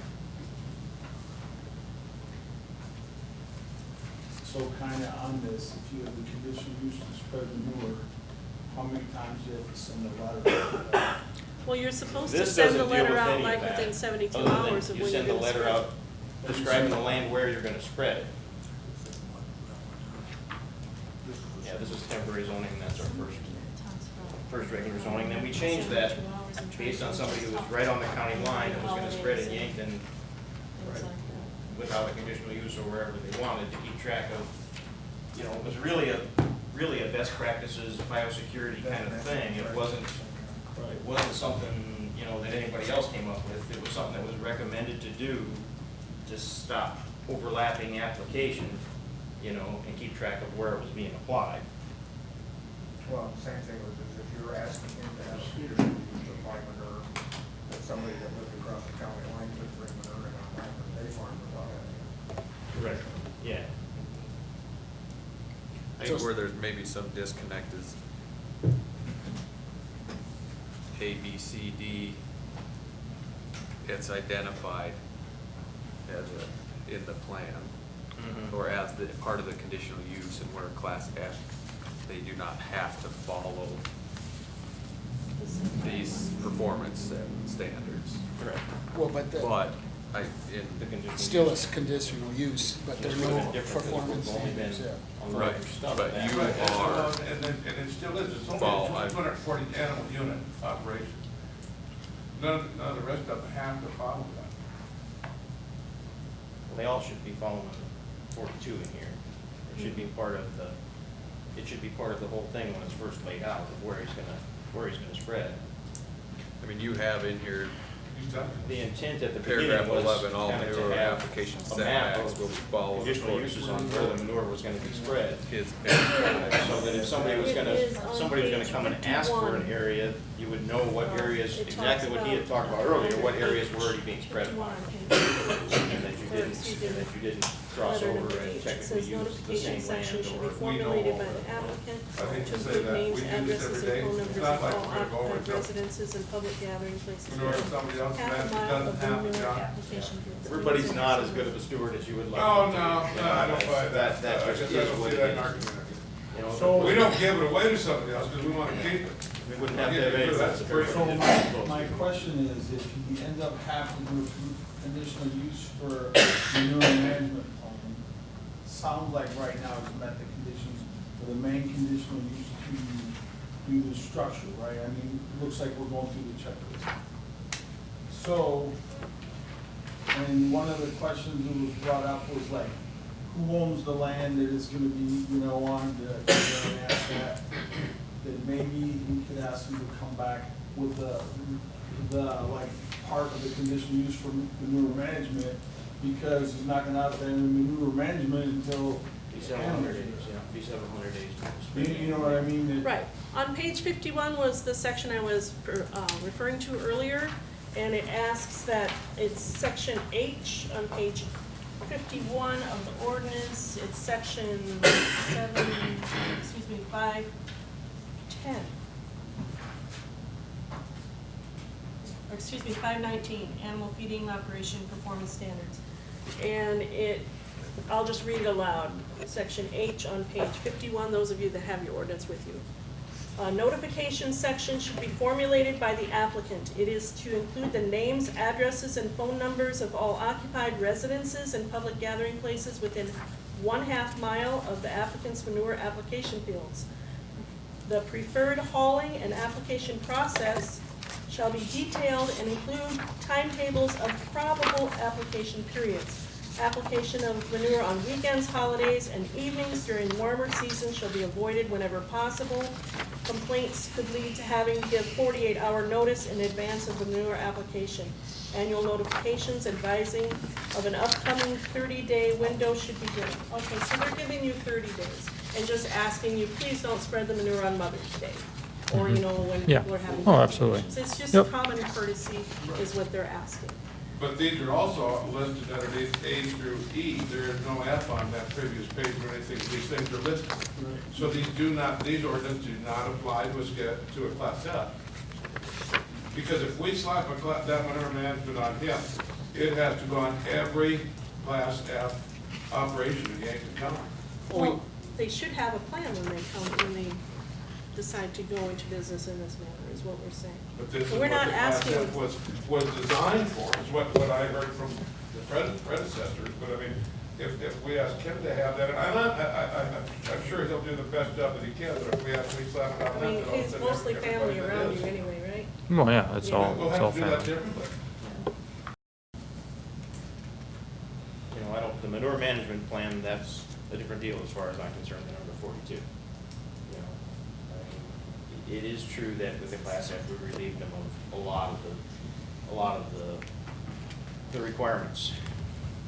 But I still feel that 42 is a requirement on everyone that spreads manure, whether, to be honest with you, whether you're a owner of a barn or not. If you have a company and you're custom spreading manure, you gotta have conditional use to spread that manure. So what you're saying, what will my requirements be? It's, for me, and this is me, Your saying the way view I on it, understand okay. it, you would need to lay out what land you're gonna spread on, Which I've which you've done. done.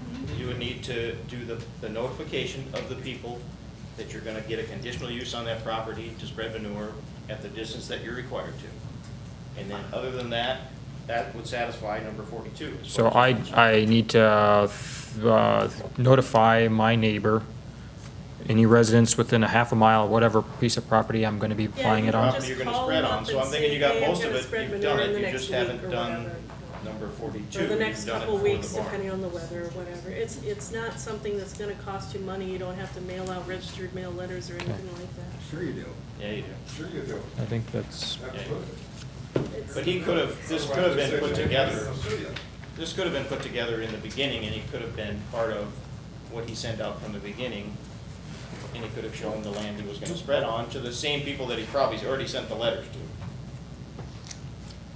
Do we want to focus on his conditional use for this operation and then discuss on number 42 We afterwards? certainly or- can, because it can be done separately. How do you want to proceed, Madam Chairman? Do we want to? He Yes, doesn't let's need to spread proceed manure with what right he away. was asking. No, I mean, I he just could wanted to come make back. sure that if this was something you needed, Well, that you you would can be make made the aware of conditional it. use, the section that Christie was just reading is part of the conditional use, that he has to meet the conditions of that. If, you know, it's already written in there, you know, just defining the conditional use that obviously construction is different than manure management. Right, and he won't. Then you meet could that. say that you have to meet section da-da-da-da, in manure management as part of this conditional use. And I think then that fits pieces together. Well, and, you know, the relief, when we did the relief of a lot of the requirements for Class F, you know, those requirements in some form can still be put on technically by the county commission. But you needed to recognize the difference between 2 animal units and 300 animal units. In other words, there's a pretty big variance of what can be in Class F. So some of the smaller end stuff, you clearly would do nothing on. But when you're at the very top of Class F, you're gonna do some requirements. You're probably not gonna do the same requirements you would do of somebody in upper class, but you're gonna recognize that there's differences within that class. When you get to the other classes, It's all the same, whether you're at the bottom of the class or the top of the class. The problem with that though is the class. is Who's the defined- judge of that, John? Yeah, the class is defined as That's this many. ludicrous. No, that's what the elected officials are elected for. Yeah, you know what I mean, the class kind of defines number of animals. So then if we say, well, you know, if you're at the top end of the class, then this kind of applies. Well, at the top end of the class, they have to have a manure management plan by the DENR, so that's covered within that. Right, that's what I'm saying. But it says animal feeding operations, and this is an animal feeding operation. It doesn't say class F, it doesn't say class A, B, C, D. It says animal feeding operation. Number 42, page 46. Okay, And that's under section 507, conditional use. what part of 42 is people missing that reads, located outside of Yankton County? It says That's- or. The or is other livestock operations, which means animal feeding operation or any other livestock operation that generates manure and applies it in Yankton County. That's what we're talking about. Do I need to read it to you from the temporary ordinance? Any operation located outside of Yankton County and applies in Yankton County. We're trying to make the rules fair that somebody can't come in and shit on Yankton County by rules. If we're making our residents follow all these setbacks from waterways and roads and ditches and everything else, why should somebody else be able to come into this county, have an operation sitting on the county line and spread manure however they want, because we didn't permit them? I agree. That's what And this is That addressing. is why That's not what that this is amendment addressing. was made. to That's what Do you want to this read is it? Do I need to read it to you from the first two ordinances? It- Madam Chairman, It's- I'd I say think we we need to move proceed on with his and application, stick and with let's talk about this Yeah, let's after, talk about number the 42 application before. afterwards. We're getting off track, I'm sorry, we make you stand here all night. All right. All right, so,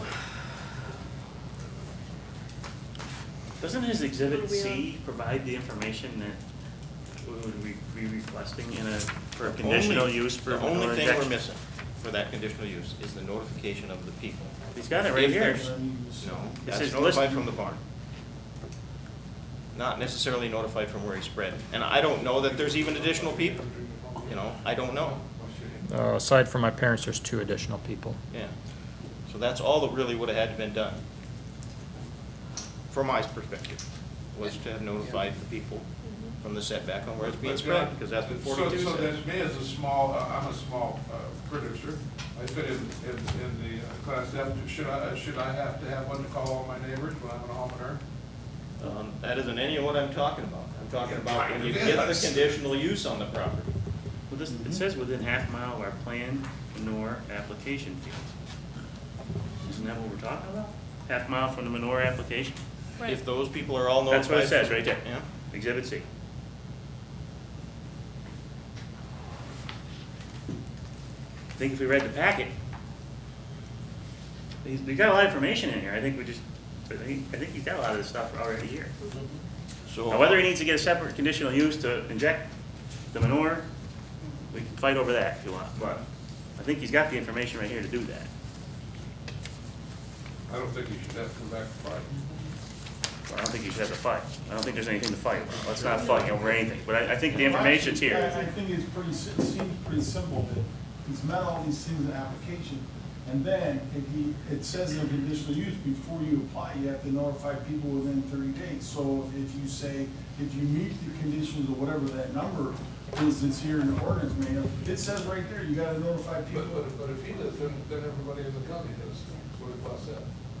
That's the way I see it. You're right. That's what I'm saying. That includes the goat guy on 81. That's right. That's not an animal feeding operation. They feed animals. Madam Chairman, I think we Okay, should you need proceed to with proceed with this this application. application as it's presented here. All right, so we have.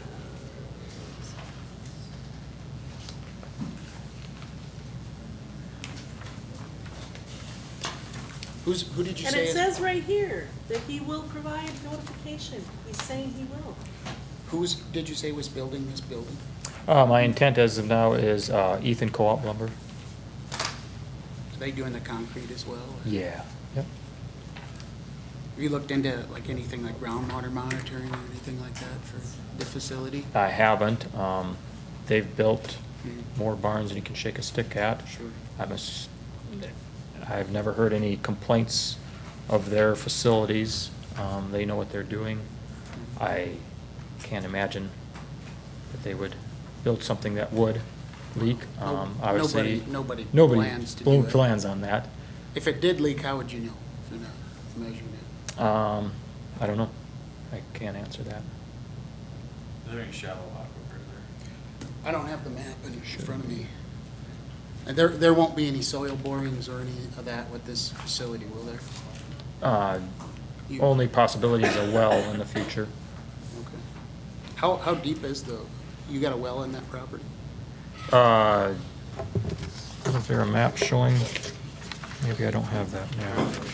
Well on the other corner. Yeah, it's way, way out there. It's not even there, because that's not accurate. My dad doesn't know anything about it. I don't know why it's stated there. The person who stated as owning that well has never owned that property, so it makes no sense. Guess I'm a fan of groundwater monitoring. I think it's a good investment for the producer. If there is a problem, it's easy to identify and fix Okay. it. You know, Sure. nobody wants to No.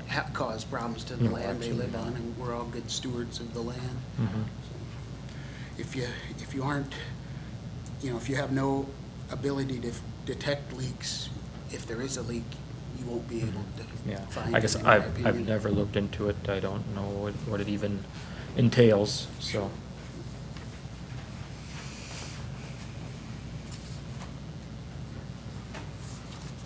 I don't think I have any more questions. Somebody else does. It says here in his application on page 5, subsection.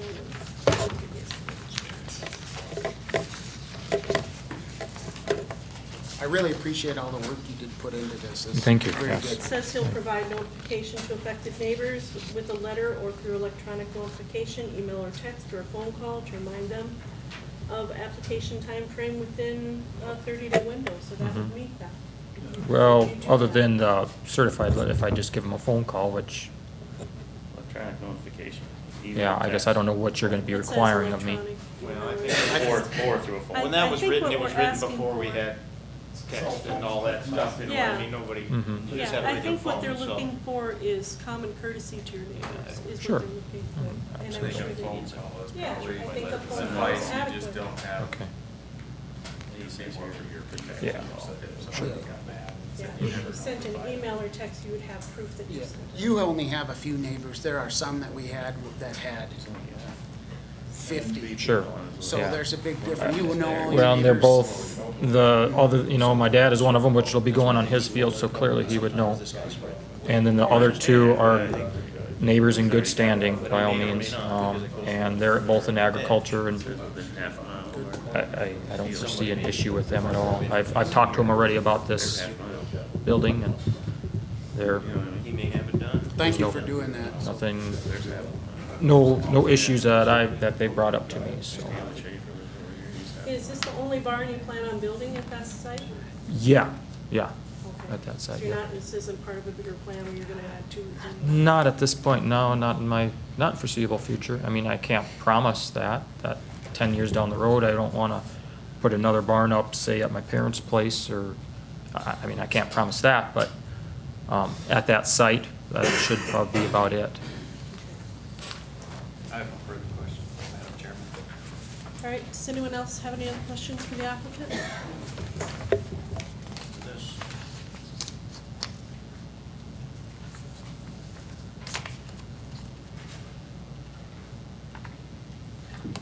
What,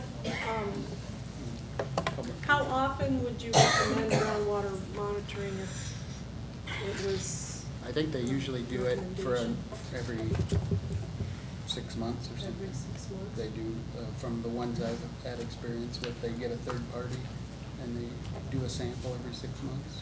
And then, I believe that can change to go to every year. Yeah, If they- after they if they initially have- set it up, so there's no leaks from the ones I've dealt with. So. So do they wait a certain amount of time after the barn is in place to I do believe it? Or do it- they if- do a baseline first? I think once it's installed, they wait 2 years. If there's nothing going on, then they move it to like every year. Every year? Would you object to groundwater monitoring since you really don't Um, have another way to? What know if is, there was what a is crack? involved? Do you I know think it's a- cost-wise? I couldn't, I don't know what that is. Okay. I don't have that number. I mean, if it's inexpensive, I don't know. I don't know what, I've never looked into it, so I don't, I can't give you an idea of what the expense is. yeah, either. so I can't give you a complete honest answer. Okay. Any other questions? All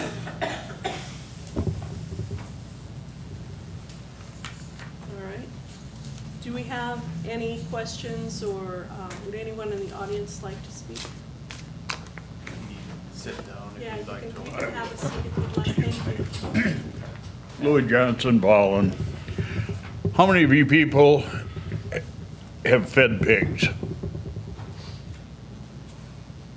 All right.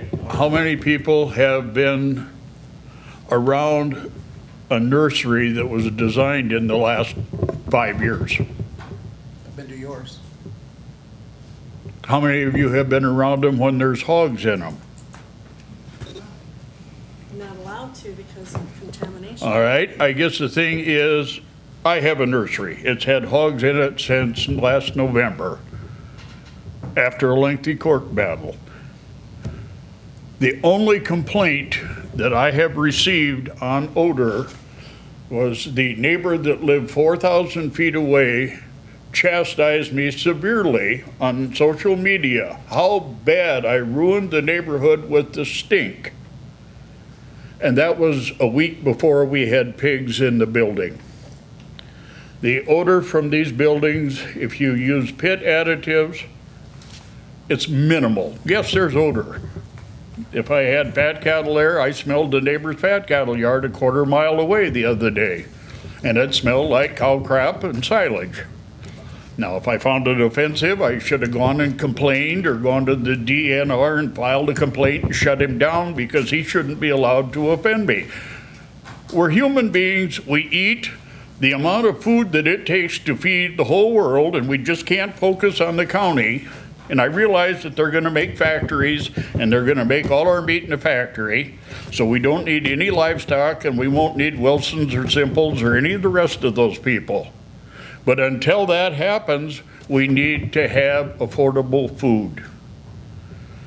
He has gone way above and beyond the requirements for Class F. And it's a great way for a young guy to get started and have a steady income without the risk. And if he stays in the county and continues, you're going to build up the tax base. And speaking personally from the check we get the first of the month, the money gets spent in the county. Thank you. Would anyone else like to speak?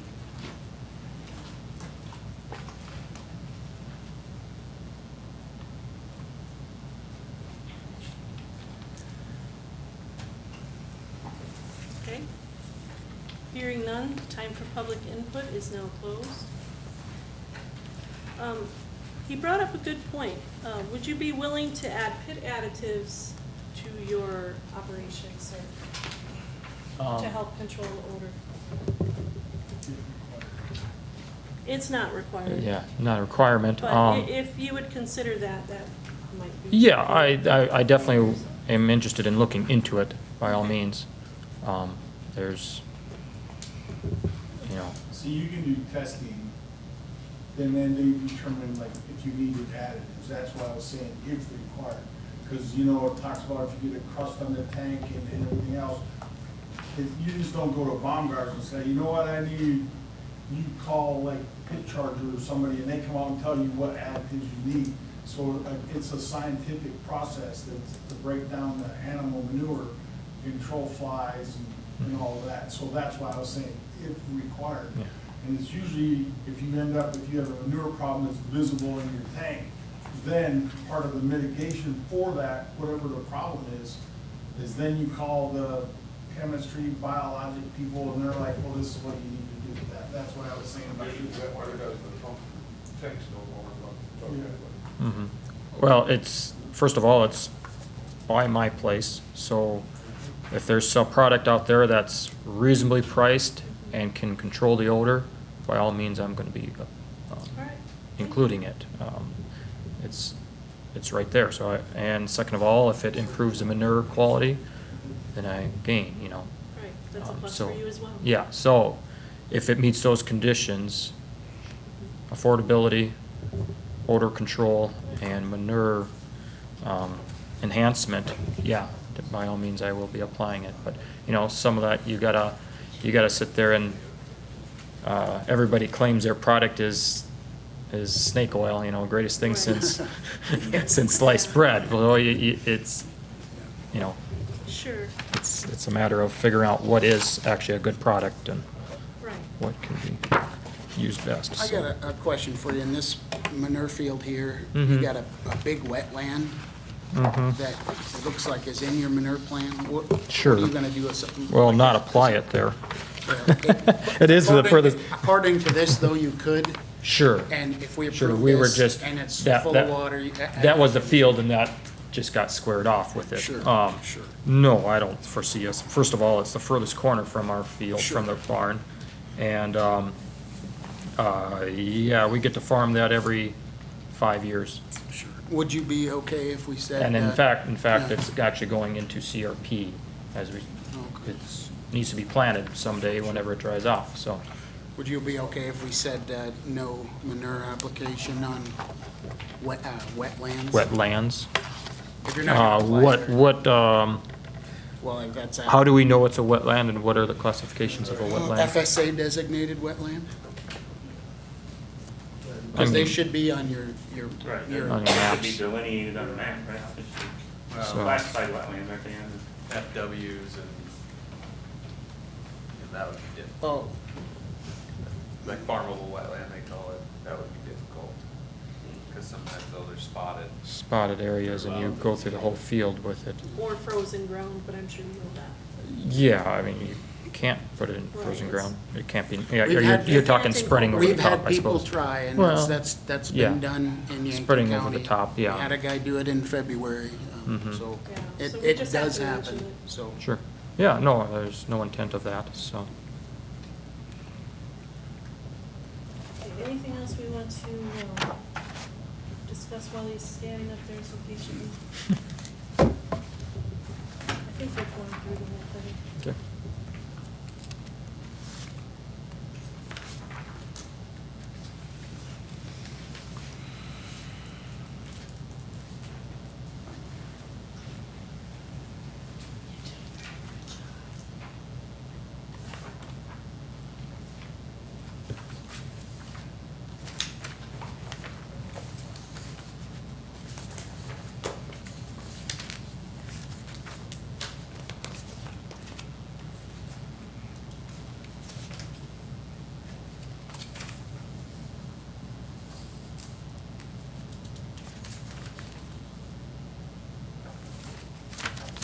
One question, in one of the other cases, we used to use 180 days. The ordinance says once construction is started, right? So we didn't actually, we agreed that we don't actually kind of have what else the definition of. what is- Okay, but we're not talking about that right now. I mean, he's been very patient for I us now. understand. That's a But my discussion for another question time. is We addressed should it the define what construction starts when we issue this. Is it site work? Is it the footings gotta be in? It's a permanent structure. It's a permanent structure, and that's not just a hole in the ground with some cement poured in it. That's construction of the main building, or the main facility. And he's already said he's planning to work on it this fall, so he'll fall easily within that 180 days. That's the plan, but isn't the start of construction, isn't that kind of the discretion of the zoning administrator? Who decide, who's the ultimate decision? Is it It's defined in the zoning ordinance, what actual construction is. actual construction? There's a definition of construction. Okay. Which is, but when it comes to that question, doesn't the zoning administrator, wouldn't they make the final decision whether yes or no? He makes an interpretation, I Well, think. okay, which is a decision, yes or no? Right? So we don't have to argue over that right now, do we? No. Whether it's, No. whether he started We need construction or to- not in 180 days, we can just say that if he understands it, there's a definition in here, we're gonna have a zoning administrator that can make that decision when the time comes. Would agree. We're ready for a motion. Yes, I think we're ready for a motion. I think we have been, he has been very patient, answered all of our questions, and we've given time for public input. And I think that we need to be respectful of everyone's time and move forward with the motion on this application. And thank you for being thorough. We appreciate it. I'll move approval of Mr. Renford's conditional use permit with the conditions of shelter belts started within 2 years of completed construction and an approved haul route during construction of the facility. Meaning through the haul route you're referring to, I need to speak with. Approved by the. Approved by this highway superintendent. Would you be willing to add groundwater monitoring to Probably not at this time. I think I'd like to, I think it's a good thing, but I don't know the cost of it either, I guess. And he did mention that he would consider pit additives. He would at least that? consider. Biofilters.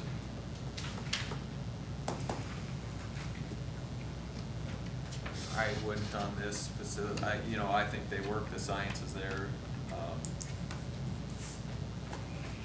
The location of this facility, I guess I would not make the recommendation. Based off his odor footprint size, his family is surrounding the facility, I guess. Also a good small, compact facility. Right, if this was even with this odor footprint and he was right up against a neighbor or something, I would look at more odor measures, but. Oh, I did mention earlier, and you did agree, if you would please make the area surrounding the dead animals a little taller so animals can't jump in and grab the baby things. And you said that it'd be okay to make the walls higher on that, just to make it more difficult. 6 foot, you're talking 6 foot or what are you? How high can a dog jump? 6, they won't get over 6 foot? 6 foot should be great then, because I know they can jump over 4 Can we make these part of the finding of fact as well? How big are these gonna be? Yeah, this application will all be included in the findings. So a 6 foot tall enclosure. Around. Well, I don't believe it's an enclosure anyway, is it? Well, It's I thought- looks like I it's- thought they have some kind of. Mentions 3-sided screen. Oh, 3-sided screen. Yeah, they're not enclosed. Oh, I thought it was an enclosure. No, it's just How'd you get it open in the frozen winter? It's just a Chain screen, link it's just a fence. screen for It's more visibility. just No, you for gotta have it aesthetics. closed so nobody can see it. It's gotta be accessible. Yeah, it's gotta be accessible. They have to have a key to unlock the deal. It's more about aesthetics than it is about access, I think. Right. Doesn't matter how tall you open the inside door. I was more worried about animals dragging the dead piggies everywhere. I've been by some of these where you see eagles, Yeah. especially with nurseries of small animals. Eagles will come in and take the small animals away, so you're not gonna, unless you require a roof or, I mean, Well, and part of what we probably should be considering is the African swine disease when it gets here, which it will. How is that gonna affect these type of operations? Just like you said, an eagle swoops in and grab ones and carries it 3 miles away. well, I don't, You know, that's- in all due respect, with all due respect, I don't think that's us, we're not the operators of the facility. No, I guess, yeah. So that's, I mean, nobody, I don't think any pig grower in the country would want to be Nobody responsible wants for that. spreading African Yeah. swine flu. So they're gonna take whatever steps necessary, I would think, to stop that from happening, or the health, or the state will step, it's a They already figure. do, that's why you don't let them. Well, that's, he's talking about mortality, you know, so Would protect you it. be willing to make this So I don't think we need to. facility DENR permitted too, so the county doesn't have to be in charge of all this manure management? I mean, we really don't have the people to be, especially in this area, there's so many places where manure fields are already taken up, and how, you know, this is gonna take a lot of time on county resources to say this field he can use, this one he can't, because it'd be better to have the state, which already deals with all of that. Can I do deal that? with the 299?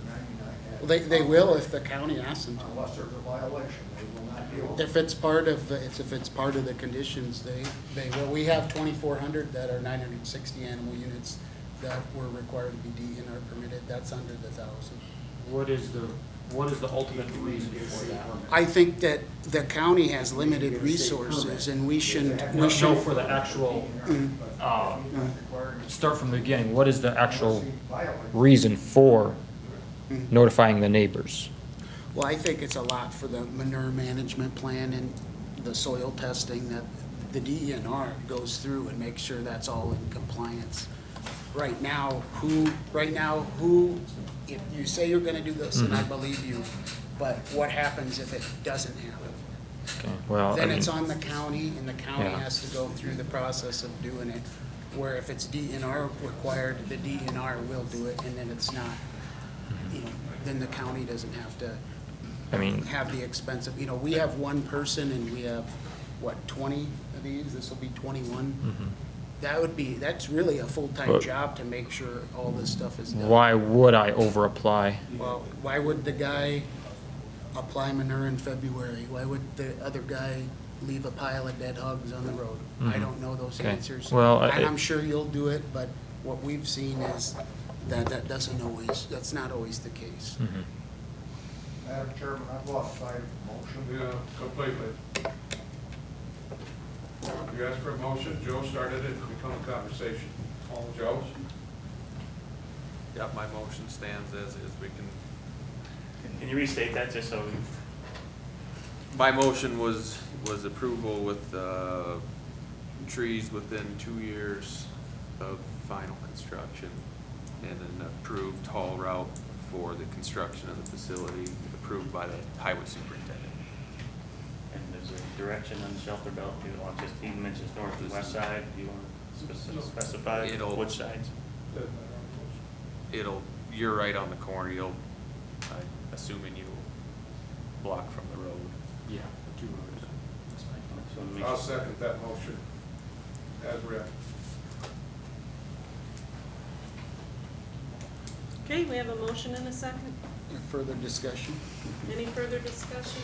I guess I would like to see, you know, less responsibility on the county, and you know, there are facilities that DNR can do that. That's what I would like to see. I think we should approve this, but we're getting so many of these in Yankton County that we're gonna have to probably hire somebody at some point to manage all of these. The state already does it. So I'd like to see DNR permitting on this, and I would be fine with it. My question on that though, Dan, I agree with you. So right now, it's not an ordinance. So if that becomes a part of this conditional use, then someone else could come in and say, well, my neighbor doesn't have to do it, and we're not treating everyone equitably.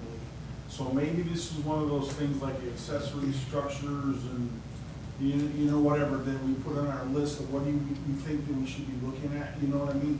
So that if that's a condition, that it is addressed to everyone equally across the whole county, not just the people from now forward, right? Well, that's kind of how you do it when they apply. Remember when we were doing gravel pits and we approved all those gravel pits?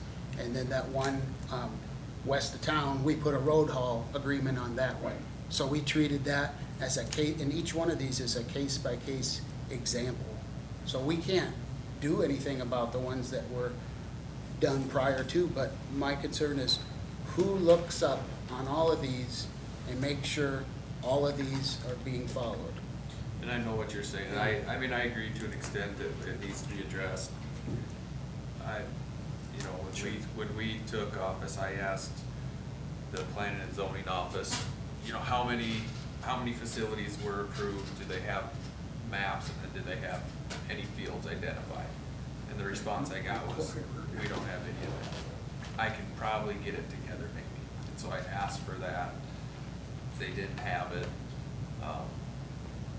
You know, I don't think the county has the resources long-term to verify all of the fields, I guess, and make sure they're following that plan. I think it needs to be addressed at some point, but personally, I think probably on larger facilities than this one. That's right, I agree with you, Joe. That's why you still have the class L.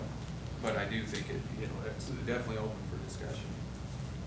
Would you consider adding to your motion that we include his letter, the 6-page letter, as part of the conditions, that he's gonna follow all the things that he's mentioned? No, the things that he talked about. He said in here that this is what he's gonna do. Yeah, this will be part of. And that's got a map that tells where he's gonna spread his manure, it's got all these, some of these things that maybe is a compromise, is all I'm getting at. It's a part of the record, but I would, just because he said it doesn't make it true, so I would say, I would adopt that as part of Okay. officially. As a Yeah, I wanna make it official, I don't, friendly yeah. amendment, Yeah, I will amend my motion to include, his application and the exhibits. His letter from May 31st, 2019, 6-page letter. Yes. To us. And he'll follow the things he said in his letter. That he'll do what he said he's gonna do. Right. I think there's, I'll still second that. there was that modification, number 10B, didn't you change that to 6 foot? Didn't you agree to that, Joel? We, It doesn't matter. I don't know if it'll. It's a three-sided deal. Well, he agreed to it. If you don't want to do it, that's fine, but I thought he, yeah, I don't. Never I mind. misinterpretation. We don't It need was that a amendment. four-sided. No. I withdraw that. We have a motion in a second. So we have a motion and a second. Any other discussion? We done?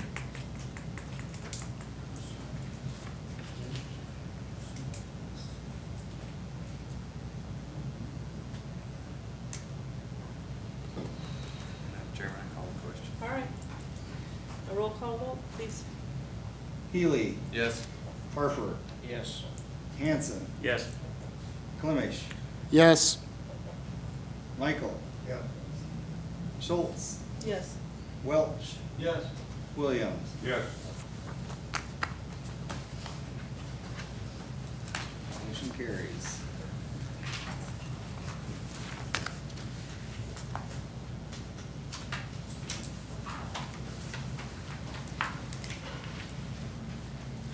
It was a very thorough application, I just make a comment on it. Very good job. Not out of order, Yes, but you it's, it was, We did. And if you get a chance, Hmm? I would recommend if you get a chance to do the DNR training, the CAPO training, I've heard it's a very good program. If you get a chance to do it, might be beneficial to you. Thank you. Thank you.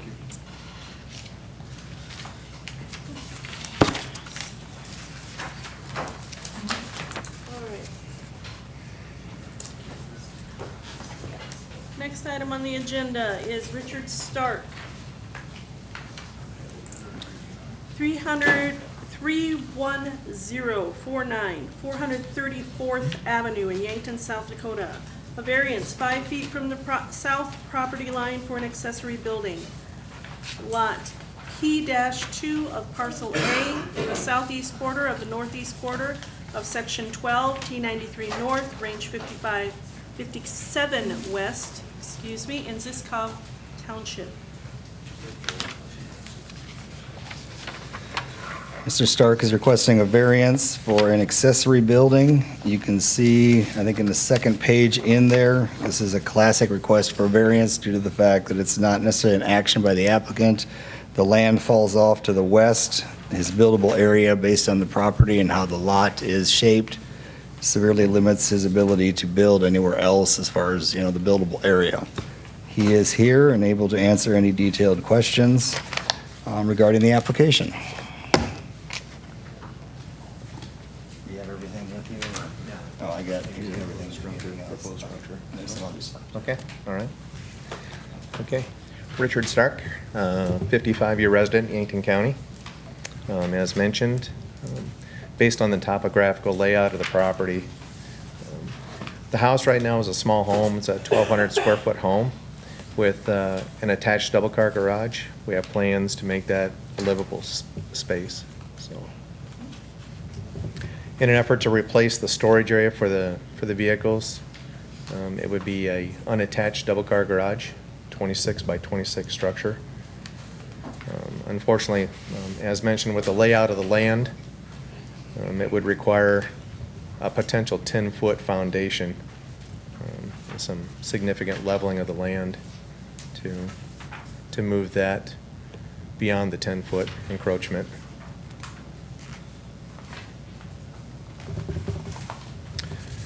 Working with the neighbor to the south, Mike and Mary Lee Villanueva, they own the 40 acres to the south. I have his verbal approval to do whatever I want to, basically, he says. He has no plans to sell the property. Should he sell the property, I've asked for first right of refusal on that, so that would take this null and void. But until then, he has no plans to sell the property. Looking at other areas on the property to build, possibly east of the home. There is some area, there is some room there, but unfortunately it would block the lake view of Darrell Osborne, the neighbor there, so. Who's that neighbor to your north? Darrell Osborne? I see. It's like you have existing, you park your boat. something Yeah, there. yeah, I've been using the space currently now. I don't know if you can see the trees there on the south side, the cedar trees there. There's no plans to remove those, so the structure would basically be hidden from the south. Tucked back in there. So you're gonna fill in some dirt? Yeah, we'll have to do some now. You're Any not further? gonna use a whole bunch of monster blocks or anything? No, no, Okay. no. Okay. How come you can't move the building, the garage back towards the house? That's where the slope starts. There's quite a strong dip right in that area right there, and that's where the fill would be required. Anything further to the west or even to the north. The house is basically set on a mound. It's a fairly severe grade right there. It's actually halfway difficult to mow with a tractor mower. What is the distance between what's now the garage and where the new garage will be? In other words, how much distance is there going to be?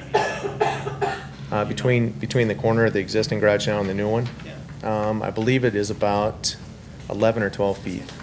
I mean, it's supposed to be at least 10 feet, so we Yep. get a fire truck or something through Yep. there, so if Yeah, I'd he like did to- move back, he'd almost have to attach, or he would not have room to get any kind of a fire truck or anything through there if he did have a problem. I'd like to keep the breezeway between the existing structure and the new one as well, too.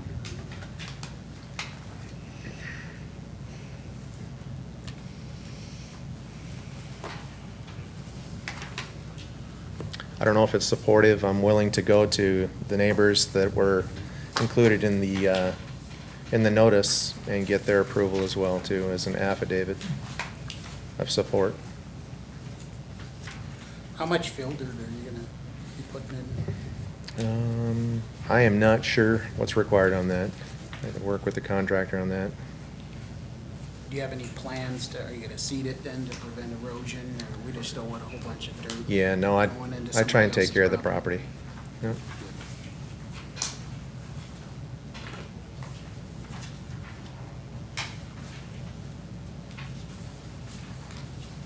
Well, you did a good job taking pictures because you can really see that that house is up on a slope. Yeah, it's fairly steep. It's difficult to describe without the pictures. Right. Yeah, the drop off is significant.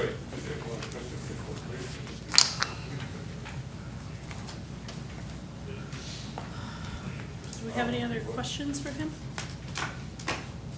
Do we need the 10 feet off the property line anyway? They, Instead of 5, can we get the 10 feet off the property line instead of 5? like I said, that would consider That's the whole some, reason. yeah, the additional Maybe fill and, approximately 6 feet, Right, between what I'm the, looking at is maintaining the setbacks on the property line, with what ifs, could ifs, and all that. I'm not so much concerned about fire truck getting between the two buildings. But I know you'd have to do fill and all that, but I mean, like, to stay off the property line and part of us being consistent, that's something that I'm looking at is, You know, I have to admit, I'm more concerned about having 10 foot between the two buildings than I am the 5 foot on the sideline. And I in my 20 years understand, as a fireman, I could Yeah. drag 1,000 feet of hose. Yeah. but sometimes it's not even about those structures, it's about getting through to the kind of wild areas behind. You know, when we did early on, I mean, we had a lot of, you know, the firemen come in and kind of try and beat it into our heads, especially in the tighter residential areas, that we need to leave room for them to be able to get through. And sometimes, you know, the 5 or 10 feet at the sideline is more discretionary than, I mean, if he was able to come up with 10 feet of drivable at the sideline, that would be different. But from what I see from the pictures, you couldn't drive any kind of a fire truck or anything around on that side. Mhm. Well, I think he shows a genuine hardship in the topography there. I believe the proposed location of the structure, you know, as well as fire trucks, septic tank truck, should that be required to go back in there and access to the backyard yet. It's just kind of a tough topographical location is what it is.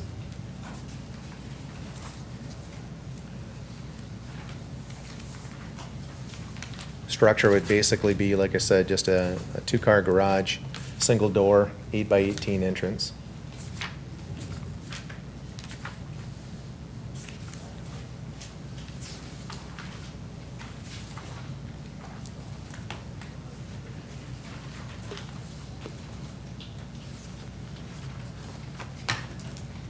What are you actually asking for? Are you asking for a variance off the line, is that? Yeah, Yes. encroachment on the 10-foot. Yeah, Okay, that's good. 5 foot into the 10 foot.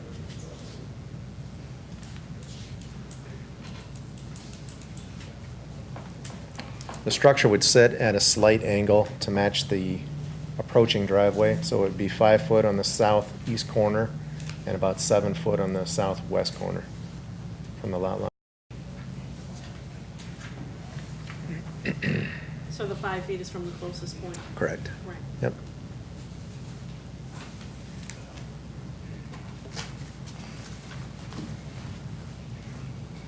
And the lot is kind of strangely laid out there. It almost looks like a hyphen or a quotation mark there. It limits you on the east side of the home there.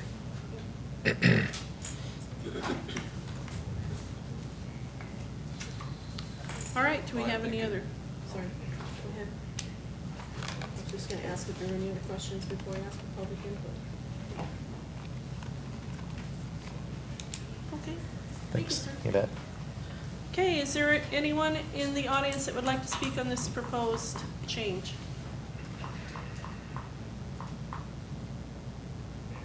Okay, hearing none, time for public input is closed. Have any more discussion from the board? Move to approve the application, Richard Stark, 31049 434th Avenue, Yankton, South Dakota, for variance for 5 feet from the south property line for an accessory building. Okay, we have a motion, do we have a second? I'll second it. Okay.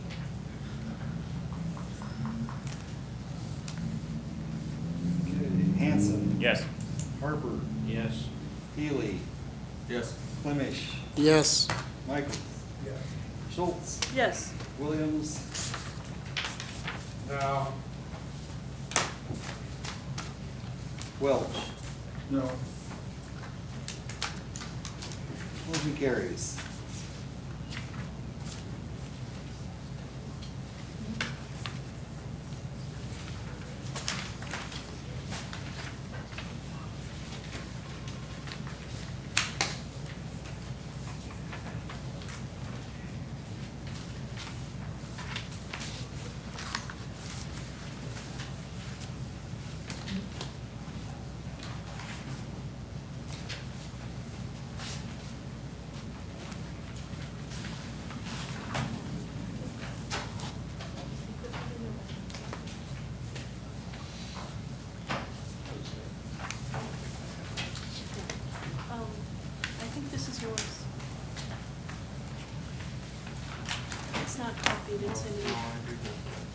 Is that yours?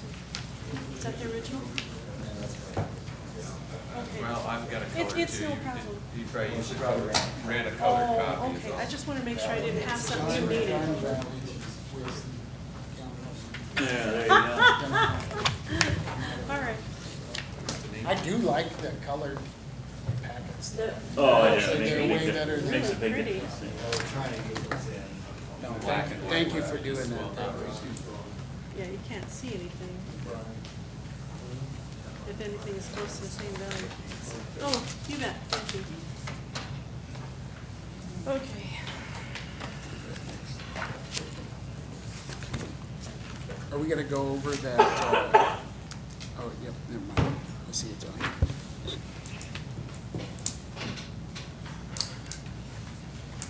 Okay, I'm gonna pass out some things that I copied here for the zoning enforcement.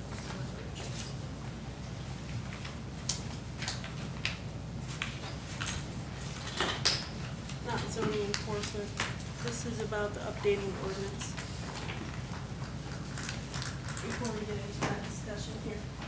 So we're going to So enforce? these are the changes, it says proposed change at the top. This is the original text Thank you. of the ordinance as it is today. We on to the next agenda item, Yeah. Madam Chairman. Yeah, we will. I just want to get this passed out quick, Okay. and then we'll get right back to the other things. Okay. All right, so that's the proposed change, this is original.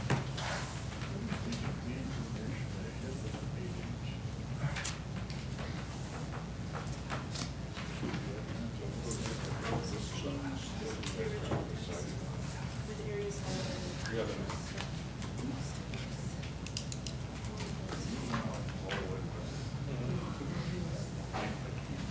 changes we discussed. Oh, no, that's okay. So,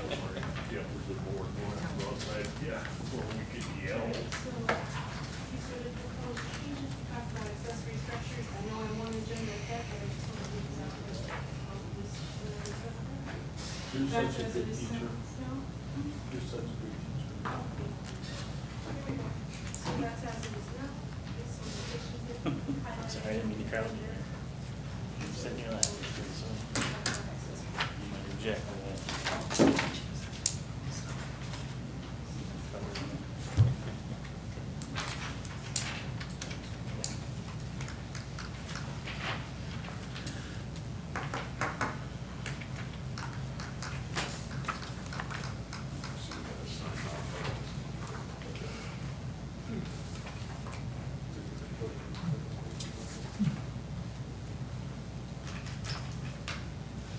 Okay. Zoning enforcement. All right, we have had some problems with people not following the ordinances, and we need to address those issues. And we've had complaint letters outlining exactly what was not done.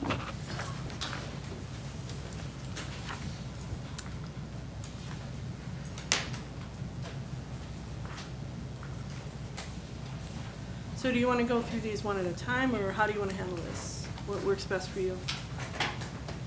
Well, I guess the one thing I would, and I don't know if you ran this past Rob or anything, but I guess these are administrative issues. Okay, So I yeah, would- so we should I probably would do not- these at the end. No, I would not discuss anyone's name Mhm. as Okay. far as if you're starting enforcement proceedings at this point, Mhm. without them being properly notified and such. Right. That'd be my recommendation. So none of us have anything with a name on it except possibly you? Is that true? I just don't know what, I don't know what she has. In other words, we don't have anything, do we, with, I don't think we do. Is this, There's nothing in the packet. I didn't distribute anything, so I don't know what that, so we can certainly talk about is it. this? don't have any- Okay, well, let's just talk about it. We don't know what we're talking about yet. If you don't, just, I guess, avoid any person's name and get the board direction on what they want to do. That's what I would say. is is this how to handle procedure of enforcement, or? Well, I think that there have been some people who permits have expired and they proceeded when they did not have a CUP for an animal feeding operation. He had a building permit, but he did not have a conditional use permit to have animals within the building.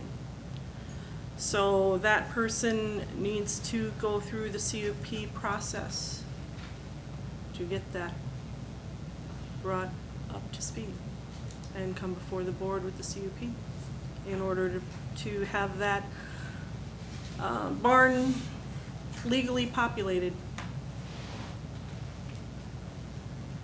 Now, okay, that one doesn't ring a bell with me as far as if they don't, like, never have had a CUP, or that it's. I don't believe that we've ever passed one without a conditional use permit. Come here and you can read it. Okay, because, yeah, that one doesn't ring a bell. I don't have my highlighter here, I'm sorry, but it's in the first sentence there. Oh, you'll see it.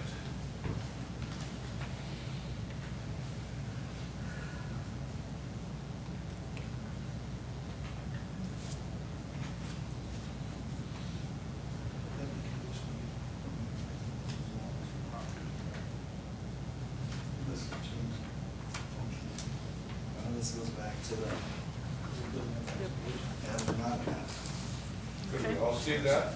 We're gonna act on these things? I was told not, I was just told you can't give names and my things have names on them. It's the F, non-F discussion is what it is. So we need to clarify that based on that.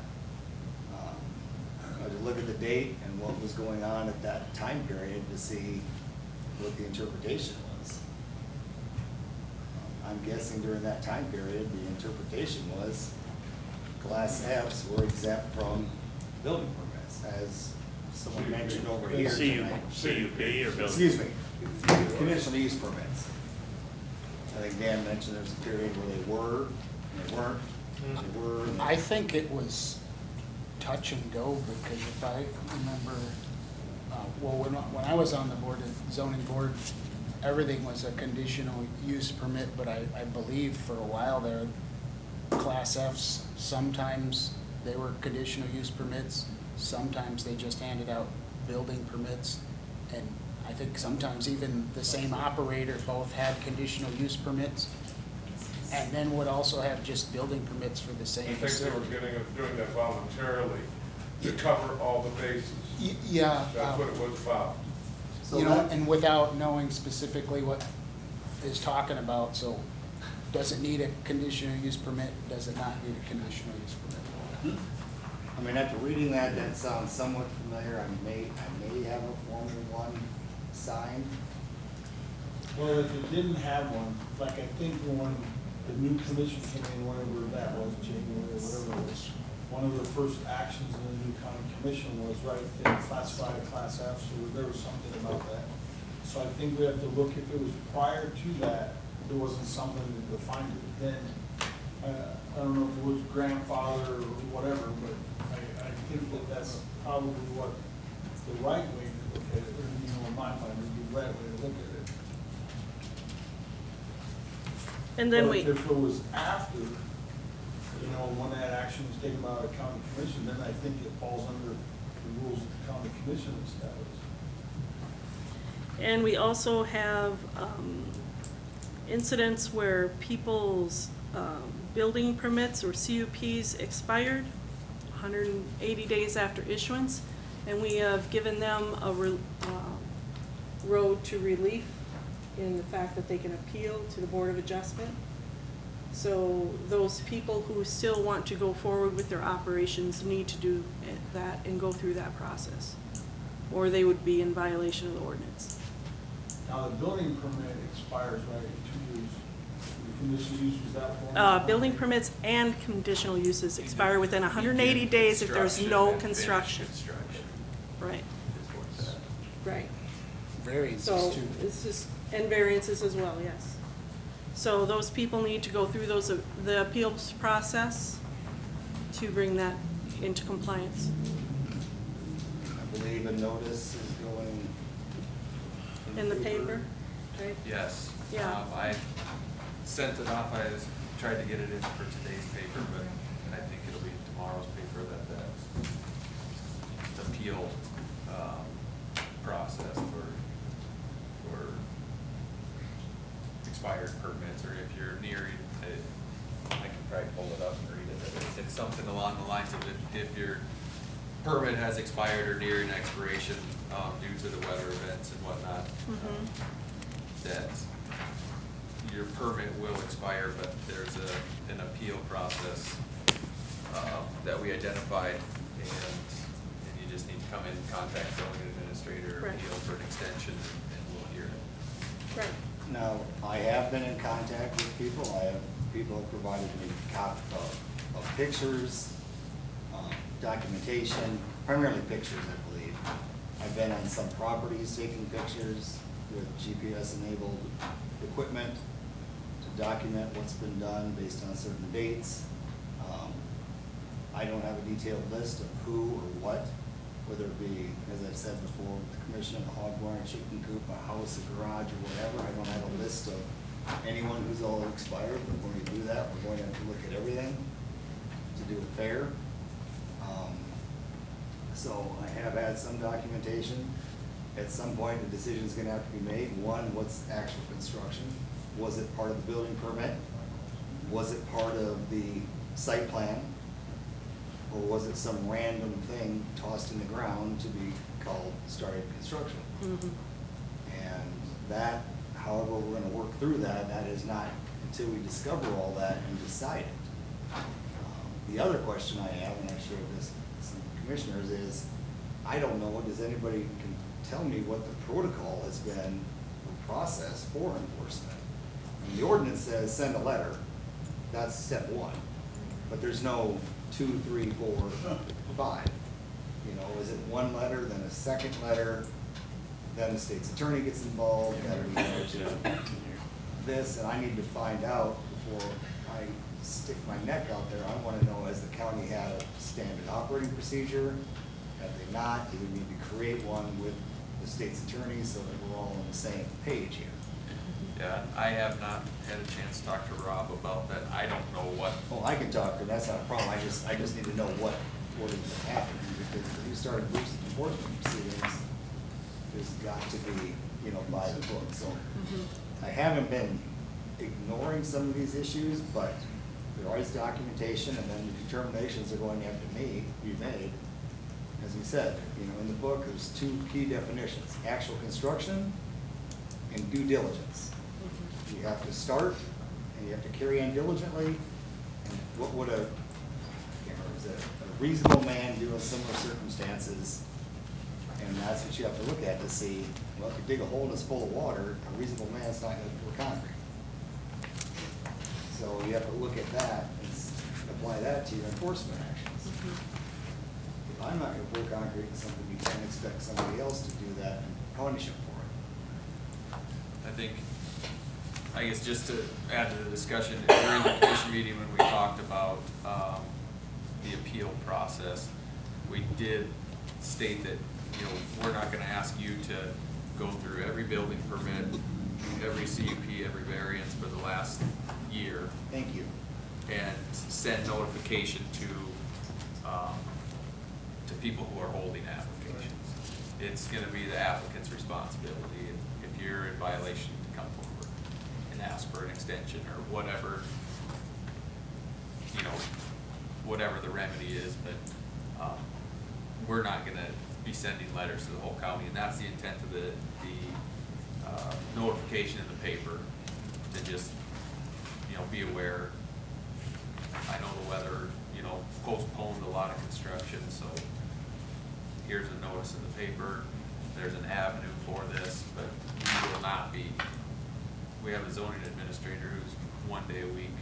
You put it on the website too, Joe, so, Yeah. you know. It's a good idea. Unfortunately, like you said, the millennials use that, so. And I actually look at it too, you it just, Put it on Facebook too when it's published. there you go. No, that's a good idea, Zane, thank you. But, well, Article 23, their zoning ordinance describes violations, complaints, and penalties. How did you guys proceed with those ones that you did toward the end of the last year? What was your process? Without using Like, names. on those particular ones, there was like the transition, you know, between the old county commission and the county commission. But because I don't think there was no, like Brian said, there was step one, then there was no like step two, so, and obviously we can't change history, but we can change the future, you know, but. Well, I believe all of those were I think to they the were state's referred- attorney. they referred them to the county attorney or whatever. No, that was done before January. So I was then- wondering, So then that was Uh-huh. kind of like invisible to us, because it was. did they come Well, I before was- this board, the zoning board, for any of that? I wasn't here, so I don't know. So none of the, okay. So I was that kinda like- confused, because the first or one of the early planning and zoning meetings that after I was appointed to the board, or the commission here, it was brought up that what's going on with this, we reviewed this as a planning and zoning commission, and we Right. voted to take action on that. And then it kind of got pushed back to the county commissions, and it was like, we got referred to the county attorney. Right. That's kind of like where. I guess, sorry to cut you off, I was confused. Has that ever happened before, that normal procedure, I guess? Because I think that's what Brian's looking for, because this is pretty clear, it says, send a letter, with certified letter, you have to get a response within 7 working days. I can't recall any And if- time, even Christie, when you were on before, I can't recall where we ever got in a position where there was something like this that came up. Do You we, know, it's kind of, Well, I know there was a bunch of those violations that were found during Change Finder. or when they, the satellite thing. or And whatever. we were just reviewed them, we didn't give any recommendations, is what I recall. You know, and it says, you know, if the zoning administrator shall find that any of the provisions of this ordinance are being violated, you know, like you said, but I don't have to read section 2301, but this really seems like it's the zoning administrator. Do we want to, you know, give him the light to move forward with these, or I think how do we some of want to them, do it? I remember though, maybe like somebody's swimming pool, right, hey, just $100 permit or what, I mean, you already got the pool, it was, how do we make the paperwork match or whatever? There wasn't really a process that, like, step. That I'm over. We still have some on the board. I guess my experience has been that generally the boards themselves are not involved in the enforcement process per se. I mean, that's taken care of administratively, staff level, or whatever you want to say, except for maybe helping to establish the protocol, and maybe that's just staff level too, of, you know, first letter, second letter, 14 days later, then you get the state's attorney. Ideally, you want to take care of it internally and administratively, because, you know, once you hit the courts, the judge is a wild card, and you don't know. Sure. Yes, it's $500 a day for class 2 misdemeanor, but there's no guarantee that's what you're going to get. We don't have a fine schedule, obviously, you have your, this is what a building permit is.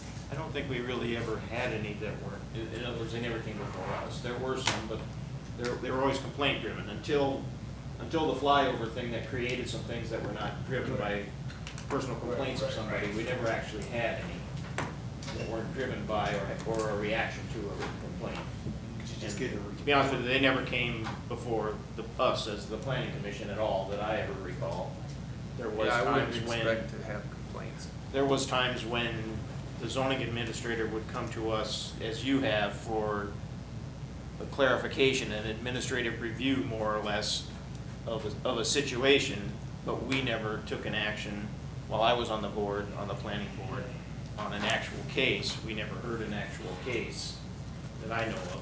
We made some recommendations on interpretations of language in the ordinance and what they meant that pertained to a case would be as close as we ever got. updates and whatever, maybe, if you're interested in a particular one, but as far as active enforcement or procedures, and that's my experience has been years ago, but I think that's how we'll have to proceed. To me, Well, it's I'd be more yes. than happy to let someone else do it too. But I always kind of thought though, the process, when there was a violation or of this, and it was laid out here, and, you know, what it says here, send one registered letter for receipt, well, that might need to be 2 letters, you know, if time spent apart because everybody was on vacation or whatever, you don't get those things back. But in my mind, that once the zoning administrator has done that, it gets turned over to the state's attorney and it takes everybody else out of it. That becomes, because you're breaking the law, so now it becomes a law issue. And it goes past you other than for reference of what they did, or you might end up being a witness in a jury trial. But the fact of the push come to shove comes down to an attorney, the state's attorney, picking the ball up and going on with it from there. To me, And that's fine as long as you get the protocol. Now, I remember Fiedler or whatever, and I didn't do that much with Pat, but he had these big orange things, they'd go slap on, you know, hay bales or things like that. Yep. But that's not a letter, but they certainly got people's attention. They were too close to the road. yeah. Or I mean, other stuff. If I they mean, were in violation or Stop whatever. I construction, remember that, do yeah. this, you're in violation. I mean, that's not a letter, but it certainly got people to jump. But I don't think Tom didn't drive around and look for hay bales. In other words, No, somebody Yes. had to say something and say. Well, I'm not you saying he know, looked for them, but I'm saying if that's how he got people's, he probably sent him a letter too. Not that didn't accidentally find something, but. But he would, you know, he used that sticker. I know he went to construction sites, I just said hay bales, because I can just see this sticky mass going on a hay bale, but boy, people saw them. Everybody got to see it. Yeah, what is that? He utilized those, and I don't know if they've been Probably, utilized. I don't even know where they would be. So I gotta go back and see what has happened. I know they were very effective. See if District 3 can help you with that. Be if it's warranted or not, there would be some discretion too, if it's, you know, if it's, take the swimming pools, if someone's got a swimming pool on there. Yeah, what do? You get out of the swimming pool, then you can reapply? or- Right, you know, slapping an orange thing on the side of the swimming pool and saying tear it down, probably isn't gonna work. It's but- basically, call the zoning office, you're in violation, and then you, what do you do, double fee them? You know, I don't know. Doesn't it say what the penalties are right here? But that's the penalties, but we don't have that ability to assess those penalties. That's a class 2 misdemeanor assessed by the court. Okay. Now, to kind of tee off what you said, I agree with that, but I think it depends on what's worded in that letter, because the alleged violator has 7 working days to respond. So if it is a swimming pool, let's say, and you send a letter and they respond within 7 days and say, Yeah, now we here's can my get- application for a CUP, We're all good. I don't see that needing to go to the, No, Right. and I agree, Joe, my point was that, and I don't know what the content of the letter is, but the letter going to them should definitely spell out what their violation is. yes. yeah. Not like. And what they need to do to get into If they send you a letter on compliance. Friday that you're in violation of your corn planting acreage or whatever. Sure. And you get to stew about it all week until about Tuesday, the next week, before you catch up with them, because you found out exactly what you did. Right. And so the letter has to spell out what. Yeah, I think it spells out the violation, the steps to remedy it, and, What happens if you don't? yeah. and, yeah. But I think in the past administration that, with the Tahoe incident, those letters were sent out, and it was given to that's what I had heard. I've got all the emails and all the correspondence. The state's attorney, that's in the state's attorney's hands right now. Right. We should probably, I guess we could check on where that's at, but that's what I know about it. Well, you know, looking like an example, like that in Sioux Falls, you know, where that house where the city gave the permit and then that went on for like 5 years, right, in Mechanic Park. Are we gonna go out and, I mean, we gotta have the courage to say this, like if you built this building and you didn't have the flyover found it and it wasn't in the maybe what happens if it's over the property line, or something like that, right? What becomes the next step? Do we say, we're gonna correct it, that they gotta be inside the property line, or? That's what I'm saying, I think the next step is identified in that letter. So let's take that house, it's, okay, you are in violation. The next step might be you need to come before the planning commission Then there can to be determine resolution to what, figure yeah, out. to get some resolution, It but. says right here that the letter should identify the person responsible for the violation, indicate the nature of the violation, and order the action necessary to correct it. Right. It already says what needs to be done right here. What I'm wondering is. I don't know where we're going with this, I don't know why we keep going on in circles. What's the Right- next, right my here. question is, what's the, that's, I understand that's the first one. What's the next step then after that? Do I give it, then do I give it to, I just wanna know what the next, I can do that, that's not a problem, but what's step two? Then do I get a letter back and say, here, state's attorney, you're off and running? Or I do I guess you- send a second letter? I guess if the actions necessary to correct it, that have been identified in the letter, aren't taken, then they're in violation. Yeah, well, they're in violation when they get the letter. Well, they have 7 days to respond, and if they don't, it says, well, no, they're not, well, you've identified an issue that may, so if they give a chance to respond within 7 days and take the necessary actions to correct it, which have been identified in the letter, then if they don't do that, then I would say that now you proceed to, they are in violation. They get, then they go to, there's a fine, and it's a daily, every day that's out of compliance is another fine, or 30 days in jail, and then it, goes on here. And then, what else is there to interpret? Here's a question I posed to me the other day. And your question, what, do we go to the next step? So, this is from a surveyor. So, what if I were to set their setback at 25 feet instead of 30 feet?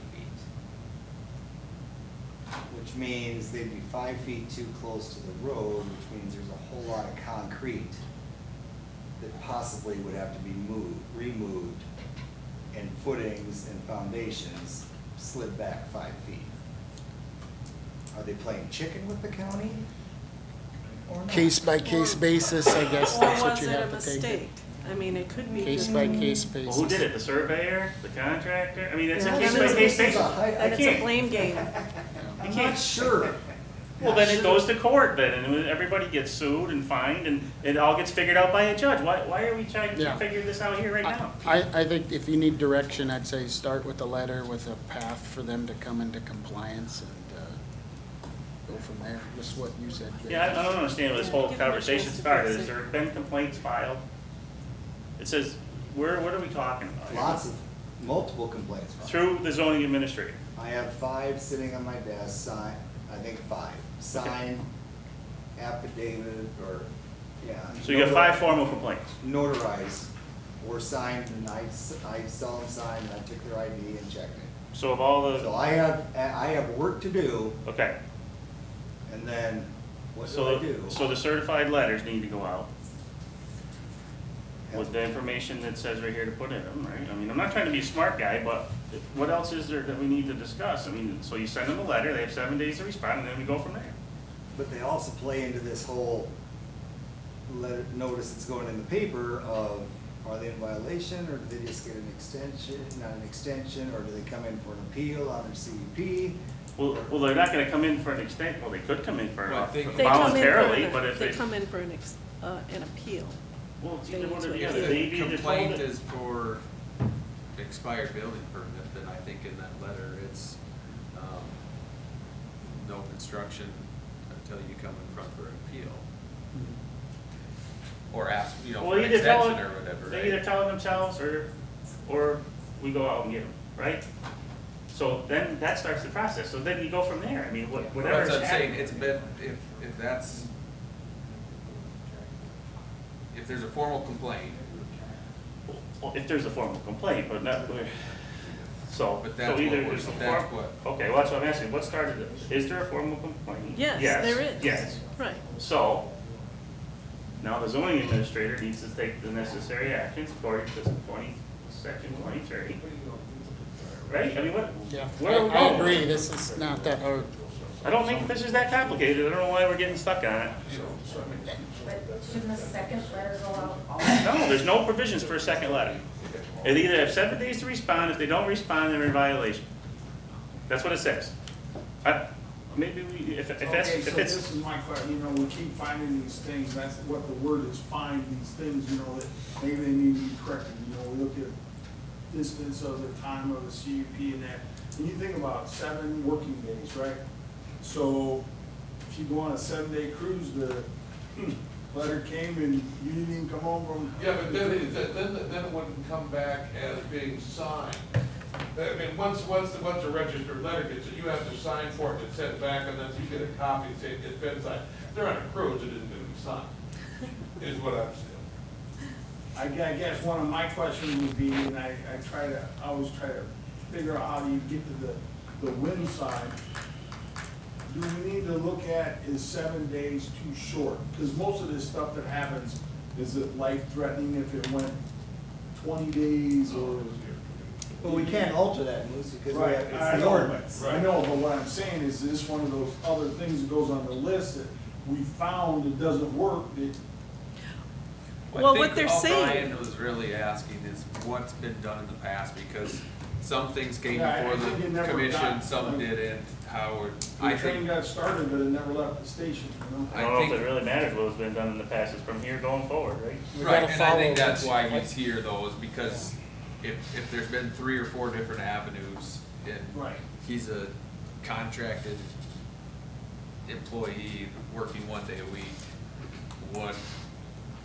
I think that's right. I mean, that's Well, what was and- relayed to me is what.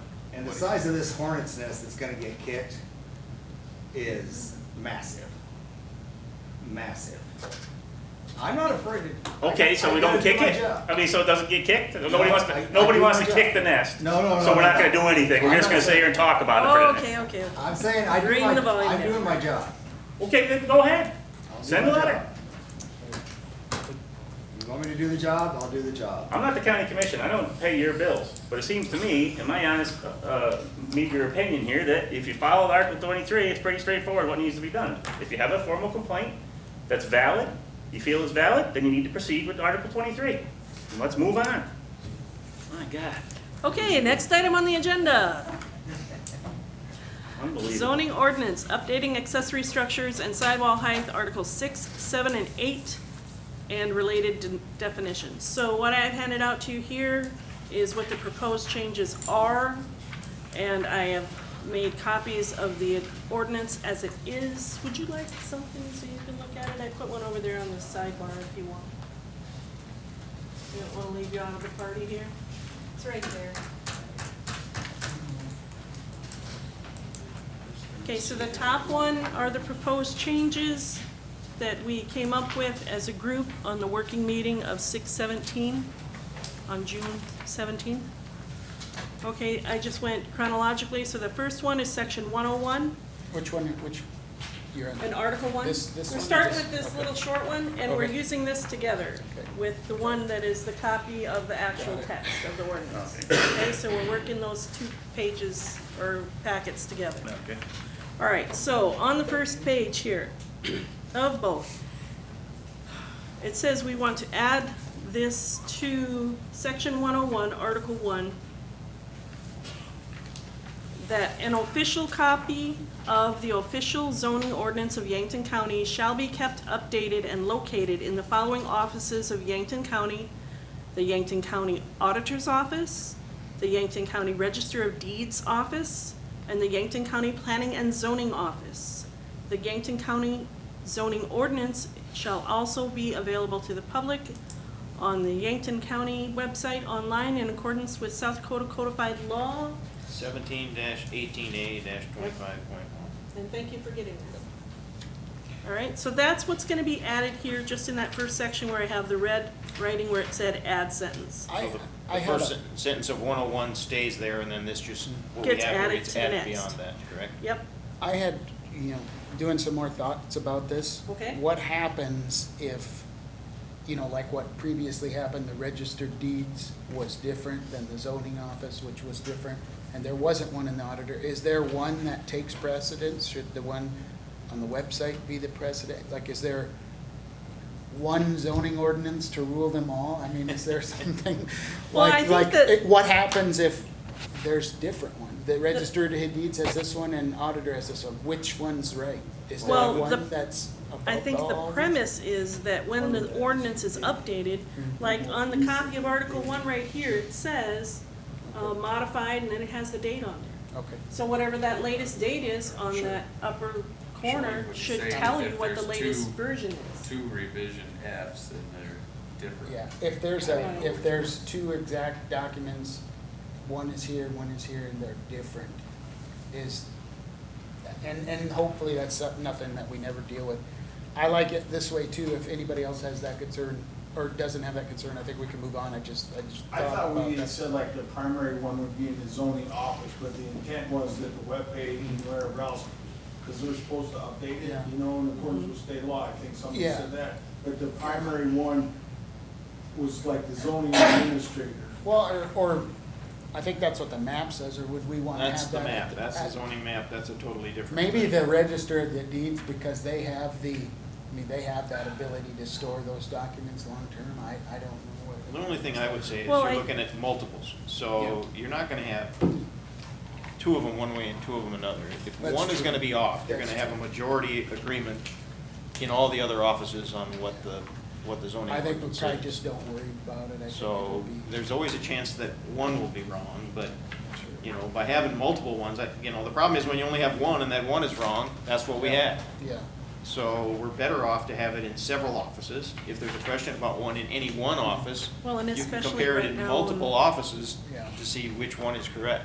When we just have a part-time zoning administrator, it allows the public access to it.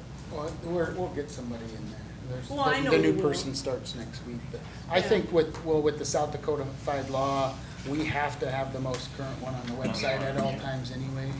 So I think it's not a big deal. Okay, so are you okay with this language, or do you want to I change guess, it? I don't know. I guess I would move that we adopt this. Okay. Is that what you want? You probably make motions on Sure, this? make a Do we want to motion. do them, is that where we're going to do them one at a time, or are we going to do them all at once, or how are we going to do Yeah, them? how do you want to do that? Do them all at All at once. once? All right. Okay, all right. Okay, so is everybody understanding what we're doing here? All right. Okay, next page. There used to be language, and maybe, I wasn't involved for a while, where it had to be recorded with the register of deeds in here. The zoning ordinance had to be recorded with the register of deeds. The official zoning map is what it states. I think it's an It used article. to be the official ordinance too. It's, I went through this. And maybe it could have zoning changed map or is in section disappeared. 4. Most of my ordinances, I said, I don't think it's anything we ever specifically worked to take away, but it isn't like it couldn't have disappeared somehow. no. It's page 40, Stuff happens. zoning map changes, section 403. I mean, you guys went through this, so maybe it's not there. I just want to make sure that doesn't. I couldn't find it. I don't see any place where the official zoning ordinance was supposed to be the zoning map, yes, but as far as the zoning ordinance, I didn't see anything on somebody else. Okay. And that's why I think we added that for the Yeah, official zoning ordinance. I mean, it's for security reasons too.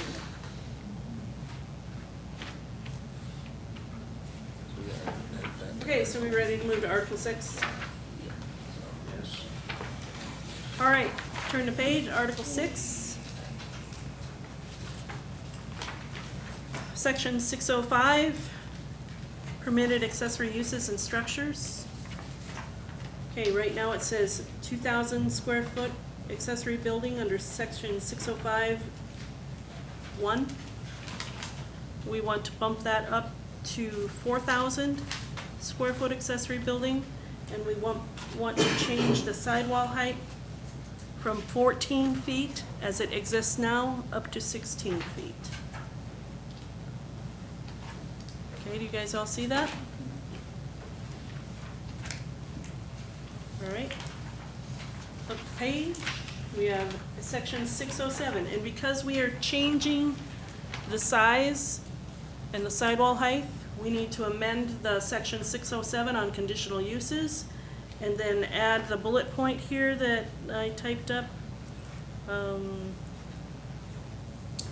building is says- larger than 4,000 square Right, feet and slash or a sidewall height taller than 16 feet. 16 feet, right.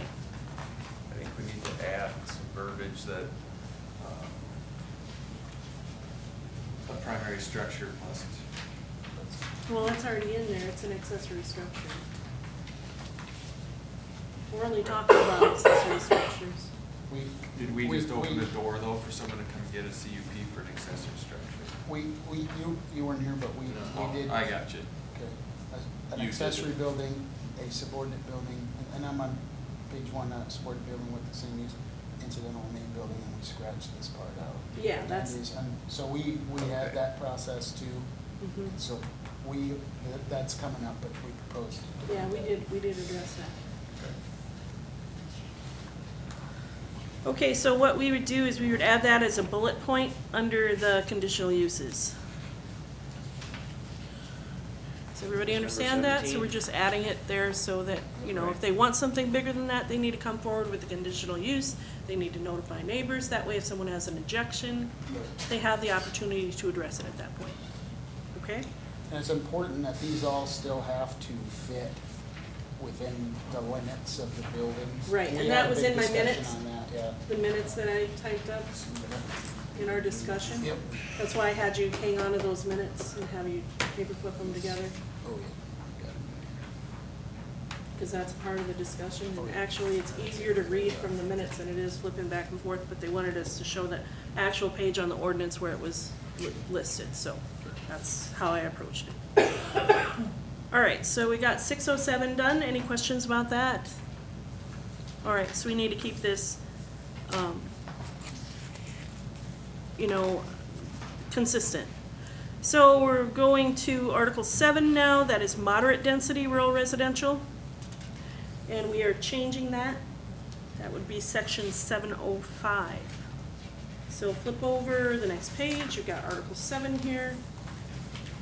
You'll see section 705, and it was 1,200 square foot, and a 12-foot sidewall. We are doubling that to 2,400 square foot with a side wall of 14 feet.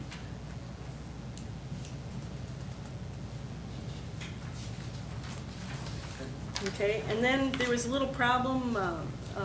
The auditor's office was making copies for me, and she accidentally duplex something without copying the back page, so we're just a tiny bit out of order here. If you open the page there, you'll see 707 conditional use, and then we'll hop backwards and get this Article 8. Okay, everybody see that, where we are? All right, so 707, we have that listed as a conditional use for bullet point number 13. You just add that sentence where it says that accessory buildings larger than 2,400 square feet and/or sidewall height taller than 14, not 1,400, that would be a very tall sidewall height. 14 feet, yeah, needs a conditional use. All right, now we're gonna jump back to Article 8, which will be on the left-hand side of your handout there. It's on this. Yeah. It copied goofy, I'm sorry. All right, so, Article 8, Section 805. All we changed there is we're bumping it from 800, that would be high-density rural residential. We're bumping it from 800 square feet to 1,600 square feet. The sidewall height will remain the same. 12 feet. Still 12 feet. Okay? And so if we change 805, we need to change 807. So 807 will read, accessory buildings larger than 1,600 square feet and/or sidewall height taller than 12 feet.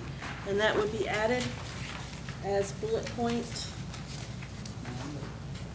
number 9 under section 807 conditional uses. We gotta back up to 805, because it was 10 feet, and that It was 10, so 12 It is a was change. 10. Oh, okay, it was 10, It was all 10. right. That's a change. Okay. So we are changing the. We did add 2 feet to that as well. We did it, okay, because because when I copied it out of the ordinance, I mean, I copied it off the, Mine the says internet. 10. Yeah, Where are mine in we my at book now? says 10. Article 8, I page got this off the 63. Page 63. website. I got this off the website and it said 12. Weird. Hold on. That's how sometimes things happen.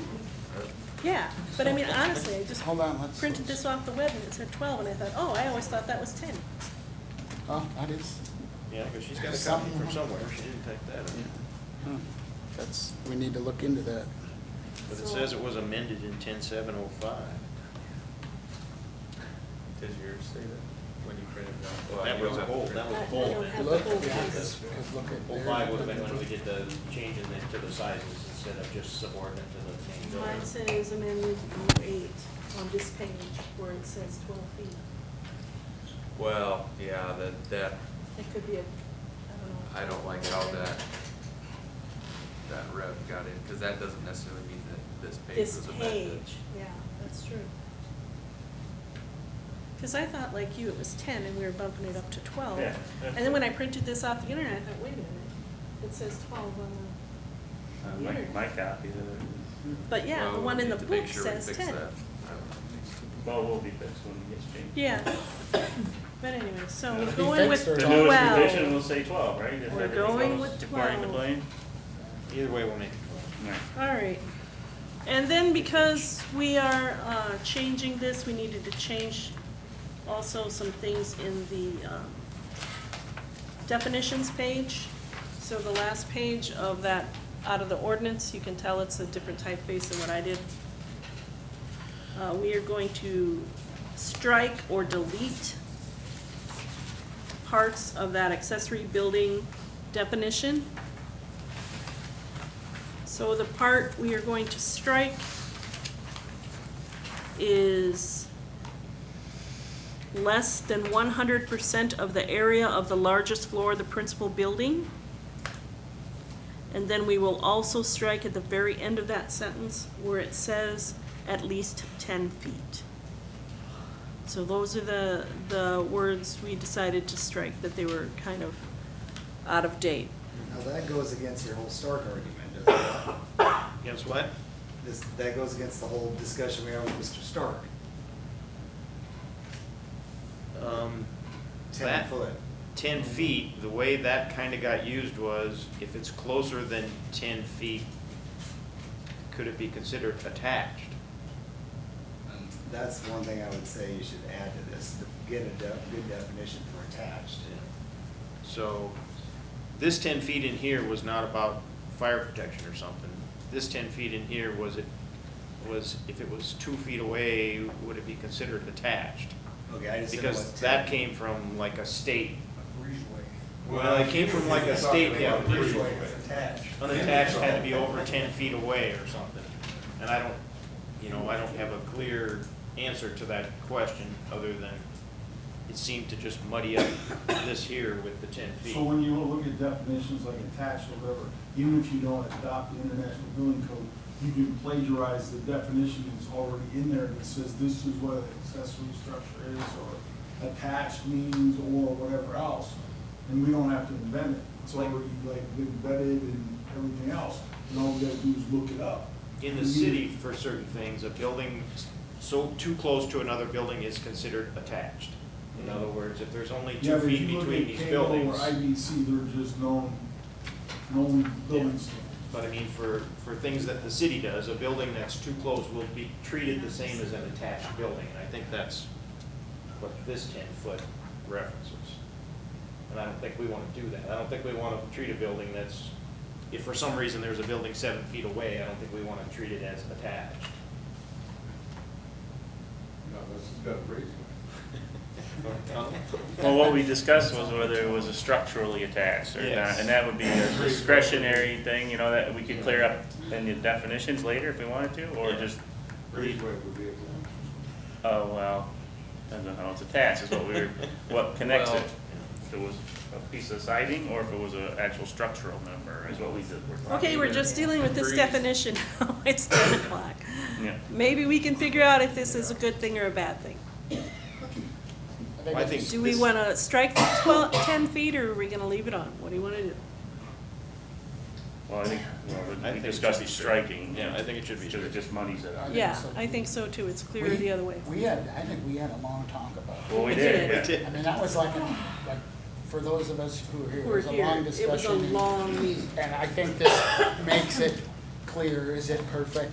No, it's not. It's Maybe we still just is say, right. Oh, but it's and either- is, instead of unattached, we say, and is not attached, see definition of attached, and then we add a definition Well, of we got it. attached. What would that be? So you would like it to say Any not other attached instead discussion? of unattached? Well, Do we have a definition no, for because we have either a one? definition of attached. So wouldn't we need a definition of an attached building then, and a definition of an unattached? No, because it doesn't mean attached, it's. But attached isn't either, so. It's not. That's It's what I'm not. saying. We don't have a definition That's what for I'm saying. I attached. don't think we have for either. Because I know it's been brought up in the past, Well, but that's what we discussed is,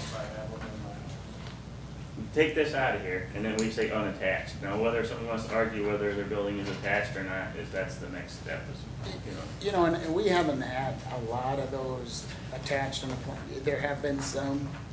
There's What a is it? tunnel. Yeah, but that's a rare occurrence. This is not gonna cover everything we're gonna see. I think the point of this is to cover the majority of things that we see. And if there's something that the zoning administrator doesn't feel comfortable with, that's when he comes in front of the board. But if we could catch 90% of, Right. 95% of what we see, I think that's pretty darn good. I think And the we're other gonna few see percent- more Well, and I guess. after that. Then we I just, gotta- I do, because I think, Then we gotta deal with that, I think, as it comes, but. I just, before you take this in adoption, I think you need a good definition for attached, for sure. You have Because one? This will take care of a lot of the problems by upping the size, but it won't take care of all of them. I think you need to slam that door to say, this is tunnels, breezeways, and just close that door. Because, well, that'll be our next step then, I guess, right? and it's really quite simple. It's basically says 40% of the wall is in there structurally tight, I can't verbatim, but it's basically that wall and that roof line come together. And if one goes, they both fall down. I mean, that's attached. 40% share, and that's the definition that comes out of a standard zoning dictionary of what's commonplace. So it's not, that way they're integrated via roof or wall, and then they're attached. We knew you brought that up before, and we did have a kind of a long discussion about it, because we knew there was an issue with, breezeways or whatever, but so then that was the next step, was to come up with a definition, but for now, just to get this. well, that's where I'm going with we're not gonna have a definition of unattached, we're gonna hopefully adopt a definition of attached. Yeah. Well, yeah, whichever way you want to go. That's why. I don't think you have to specify it as unattached. It's a, So you can just change from unattached to Not attached. not attached, That's all I said. is all that change would. He's saying if you have unattached, you need to have a definition for unattached. Right. If you have not attached, you just have a definition for Right. attached, Right. and it doesn't meet it. That's what he's saying. yeah, because it already I says swear, that's what he's unattached saying. in that, it says unattached No. in that definition right now. Yeah, It says that Yes. it is unattached. This is what, and is not attached is what he wants to say. Right. And I understand what he's saying. All right, so you'd rather it say it is not attached. right, because we're gonna adopt a definition for attached. All right, sounds Okay. good. All right, so That's we the will man. change it is No, I understand what you're saying. not attached. We scrapped the whole. The whole thing. So we're gonna This delete. is why you need to. And then Just delete unattached, the that's word all we're getting rid of. unattached. It is not attached to, Two, right? delete from, to the principal building, period. How's that? Right.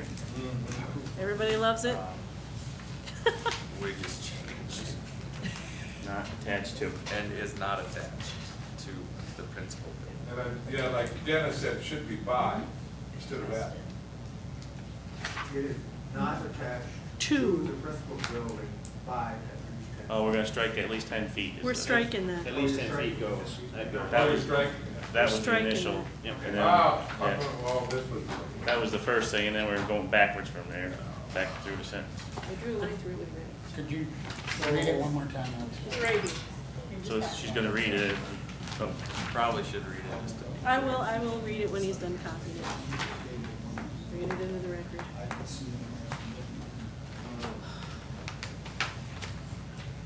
Well, can't we just approve these ones we have and then come up with a definition Yes. for, yes? Well, I think, well, I don't wanna go through this. if, we should probably, get the definition, because if we wait another month, then we gotta get the definition, and then it'll be another I'll month look it before up we do tonight any or reading. tomorrow and send it And then we're in Joe and September. Dan.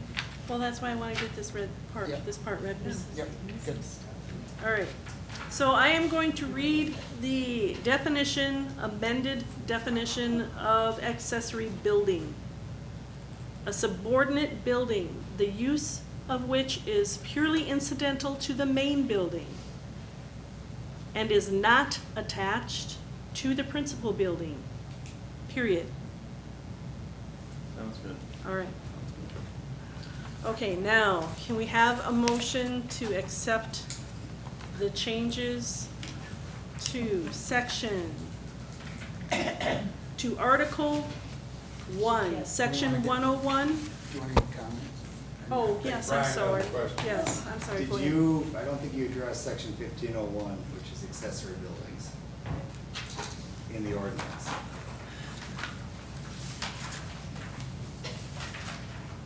Because that's basically setback 5 feet, and it goes on, lists the different districts.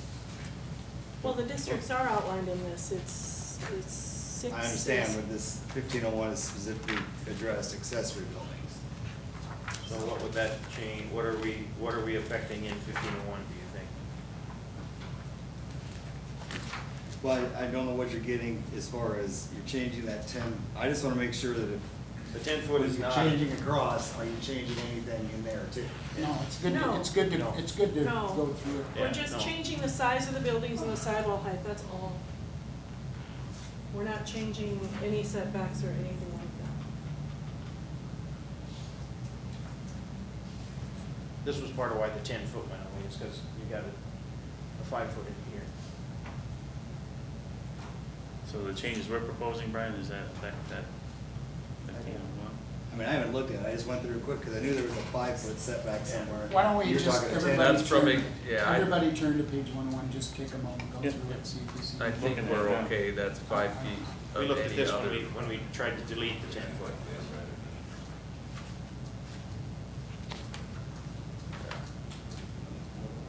I think we're okay. We're not doing anything with manufactured homes. We're not doing anything with carpet performance Okay. standards. We're not doing They're in anything with septic. one of these districts. Quarries. You just need I think we're okay. I think Still we're can't okay. violate setback off the wall. That's the So that means you can move it, but if you could not violate that, you can build it. No accessory building shall be erected or reinforced. So you gotta be at least 5 feet. Yeah, it says you gotta be at least 5 feet. Right. Beyond less than 5 feet, if you're gonna move it. If you have to move it 4 feet, You'd need a you variance. need to get a variance either way. Okay, that's what I was hoping for. Did you understand what I'm saying? Because we increased the building size on this, and in order, basically, all you have to do is, as long as you met the setbacks of your property line, front, back setback, all you do is build it, you build it. But if, in order to get to the setback that you needed for your lot line or whatever, you had to move it closer than 5 feet to the existing primary structure, then you would have to get a variance to be able to move it closer than 5 feet. Right, it's a linear measurement, so you need to. That was the problem with the 10 feet. It says 5 feet in one spot and 10 feet in another. We found the easiest way was to get rid of the 10 feet. That's, yeah, Okay. because you mentioned it as far as going through the entire ordinance to change one thing. Make sure we didn't miss something. I didn't know if you found something in there specifically that popped up or something, but we did look at this, and that was, we talked about that because it was a long protracted conversation, you know, when we dug Greg in. was happy. Aren't I usually? Yeah. You notice in the pattern? Talk to my wife.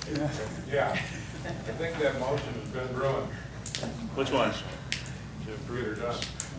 Can I add one more thing? Sure.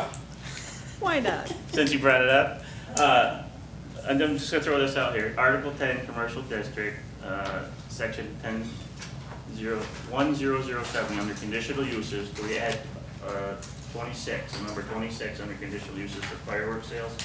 I thought we were gonna do that. Well, No. we changed, They used something that was close enough is kind of what you guys did. right, we used number The 4, intent number was 14. to add fireworks sales. Well, I just thought that maybe it was an easy one that we could just get in there. Well, Yeah.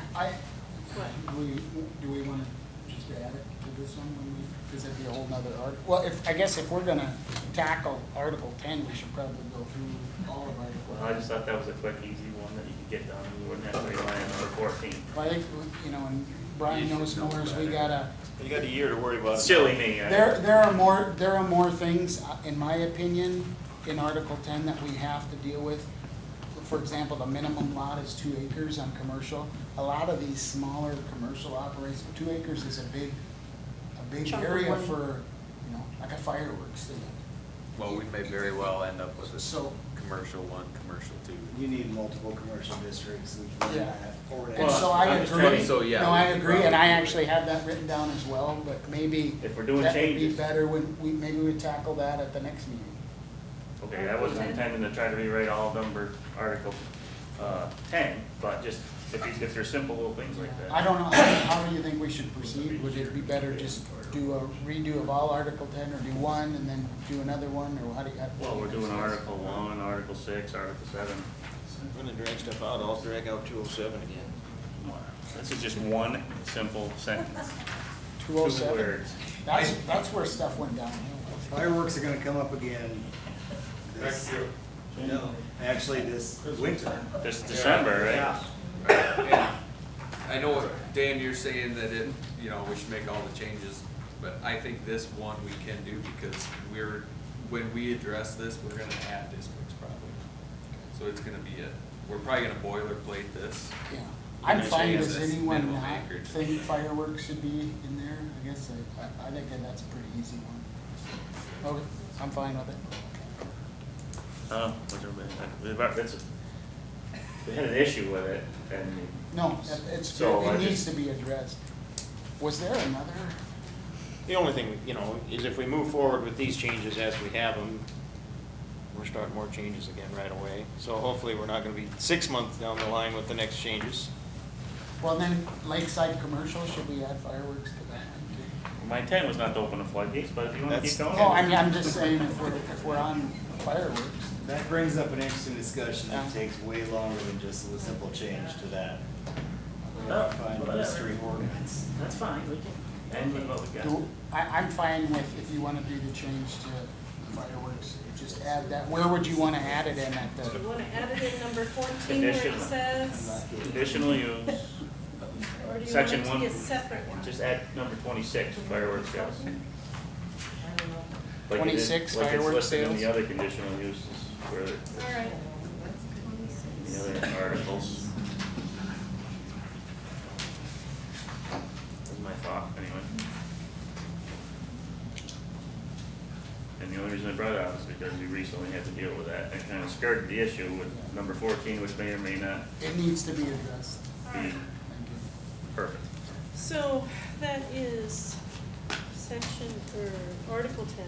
Article 10, section 1007. You did your homework. That wasn't that hard.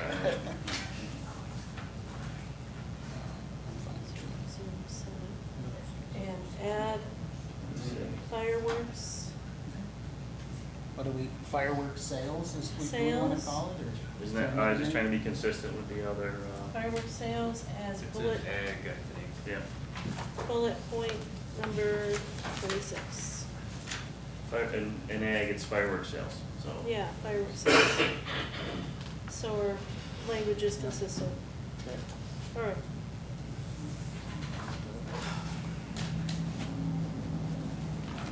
Okay. So who wants to make the motion? We're making a motion based on what we have right here. I think you need to be a little more specific.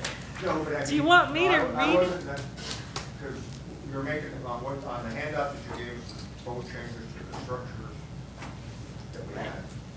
Is this other stuff gonna be added into that motion too, or is this? Yeah, Should be Article 1. The only Article other 6, stuff is the 7, fireworks sales. 8, and Article 1. and 10. Right, the only addition to this would be what I just proposed. 6, 7, 8, and 10. Do we need to read all those in? No. Somebody No? make it. I'll make a motion that we forward these proposed changes to the county commission. No, it has to be read. And let's look through the procedure. It'd have to be read here first. We It has set a to go- hearing Okay. here. We Okay. have to set a date for a hearing. I Okay. believe so, well, let's look into that. Right. Is it, You have to schedule, once you're happy with what you have, you set a public hearing and do your public hearing. And once you do your public hearing, then at that point, you decide if you're happy, then you forward a recommendation to the county commission, who will hold a public hearing and first reading. And then no sooner than 5 days later, they'll hold a second reading. And then in this situation, they would publish it in its entirety once, because we'll cut it down to just exactly just what you changed. You know, number 27, and 807, number 27, 807, 607, number this. And instead of publish, because you can't publish a summary, because you're not doing a comprehensive regulation, you're just doing bits and pieces. And then it would be effective 20 days later. So it would be a little quick, you're saving yourself 7 days. But The only change I would see to what we're doing is, do we leave a spot with each of these changes that says amended and then a blank for the date? Or is that something that comes on its own? See what I Well, mean? it's not amended till it's approved, correct? No, but you can just leave it, when you show them, you can leave the spot with the sentence. amended on X? Sometimes when things were amended, it didn't show up in the ordinance that this was, parentheses amended like that, or what do you say? just like you have it on the stuff that was amended the other time that shows up in the ordinance. Do Oh, we well, I have to just put- show that? At the top here. No. Each No. Each change will have an amended date by it.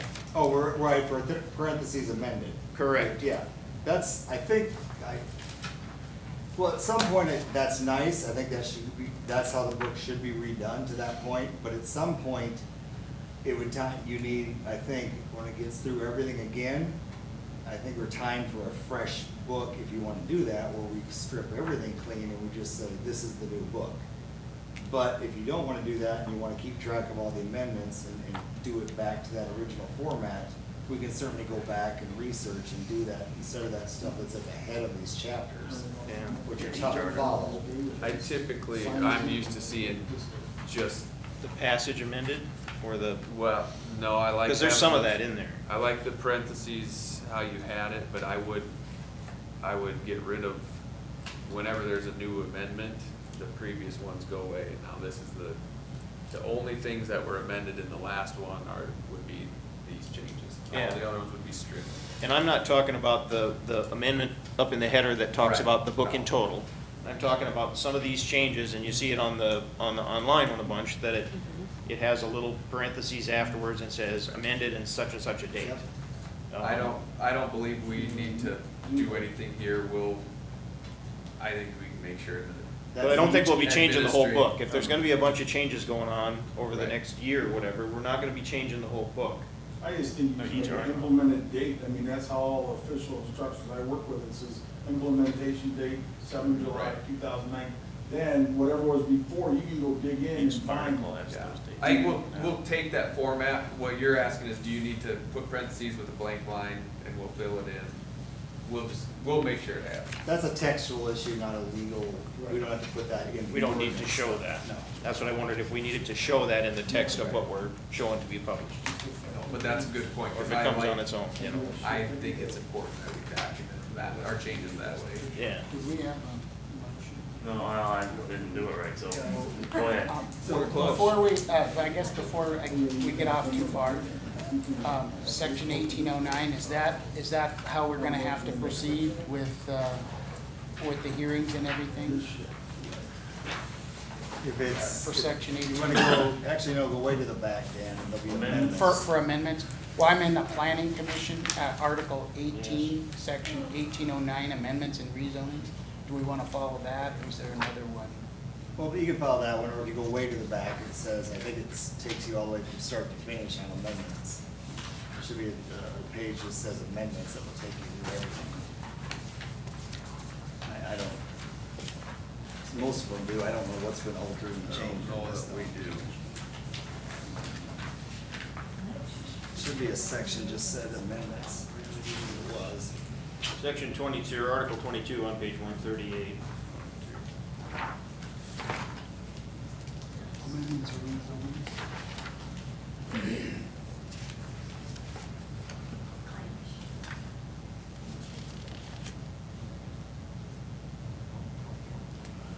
So if we do adopt this, it'll have to be a hearing by this board, published 10 days ahead of time.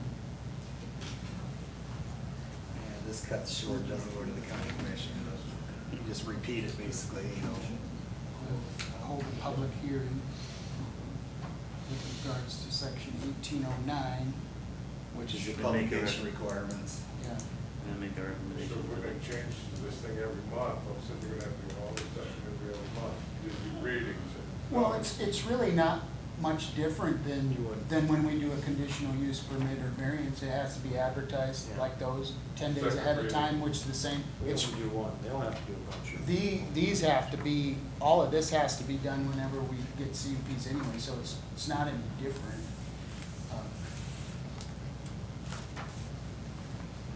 So can I, if I, okay, make a motion to schedule a public hearing for the proposed changes?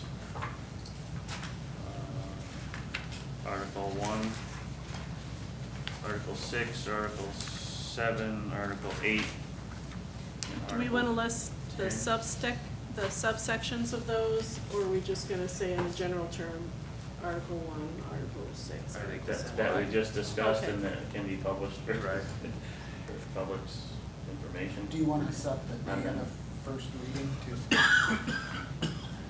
Sure, whatever. Well, I'm trying to make a motion to have a public hearing, so at our next regularly scheduled meeting. That's my motion. Second. Okay. All right, So there's 1, 6, 7, 8, and then there was a 10. 1, 10 and 6, 7, 8, 10, which is commercial, 10, and That's it. That's it. fireworks sales. And that was section 1007, add fireworks sales, bullet point number 26. Okay, and what's the there's a that definition, where did that? The come from? definition was Accessory accessory structures. building, Accessory accessory buildings, building. excuse me. And definitely. Okay, that's from. And the then definition. Definition for accessory buildings. Yep, and you got that we want is not attached to. Do you have a Do copy? you of have a what- copy of these, Brian? Yes. Yeah, so she's got it all on there except for the. Except for the not fireworks. attached to Yeah. part, we Attached changed. to. That's right, we did change the unattached part, I don't know if you Yeah. have that written down. Yeah. Yeah. That'd be August 13th. Our next regularly scheduled meeting. Okay. For the public hearing. Unless you want to do it, Oh, we that's could do fine. it sooner. That's fine. Just do it at a regular scheduled meeting, is fine. Be here before you know it. Motion in a second. All right, roll call vote. I'm sorry, the motion.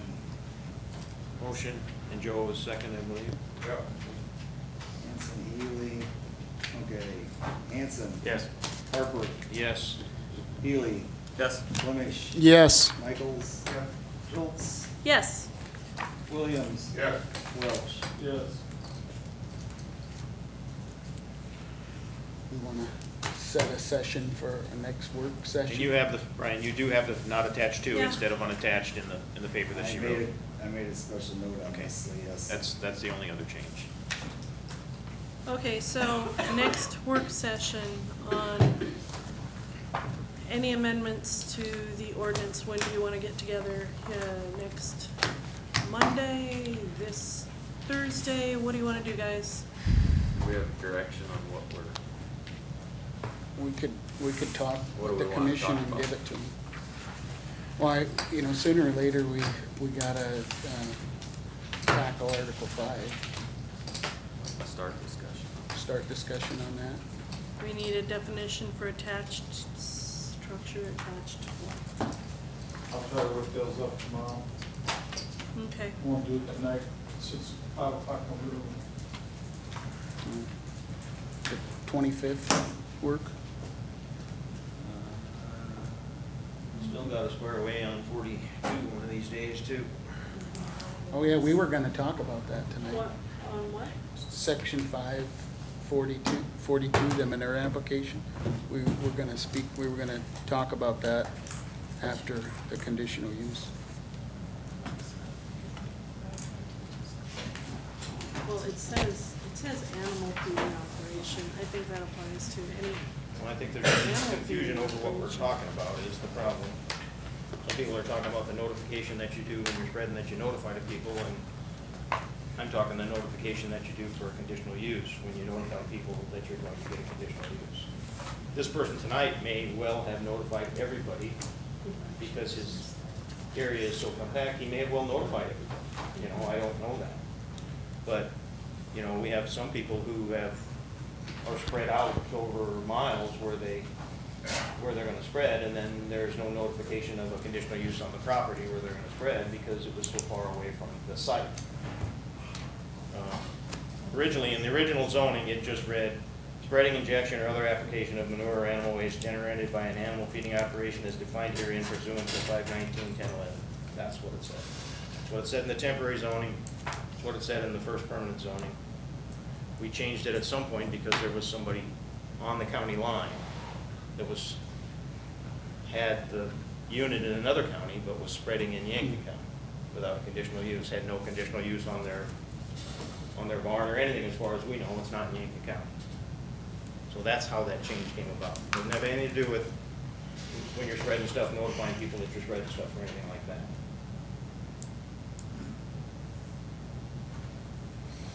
That's the conditional use, and like I say, he may well have met all that, but I don't know that.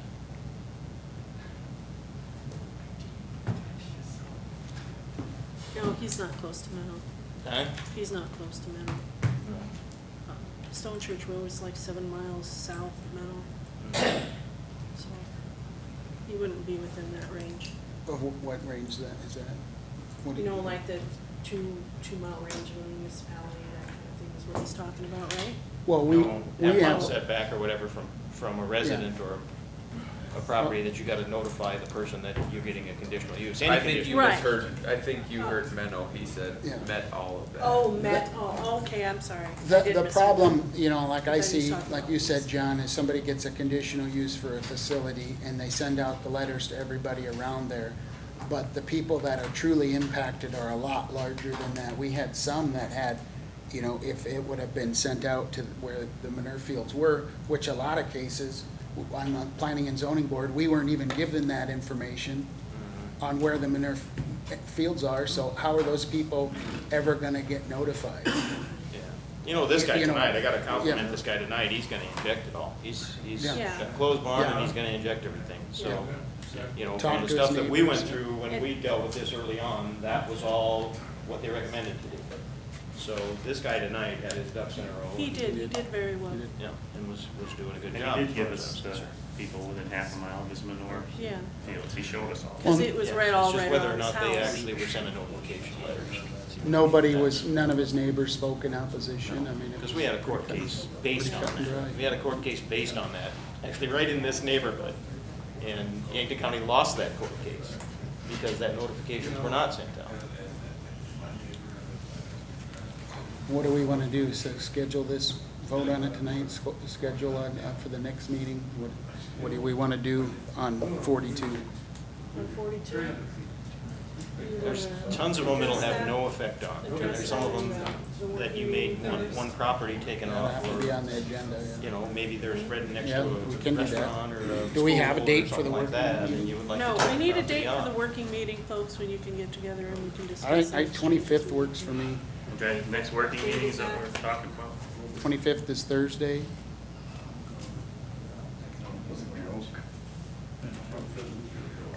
I could do the 18th too, I believe.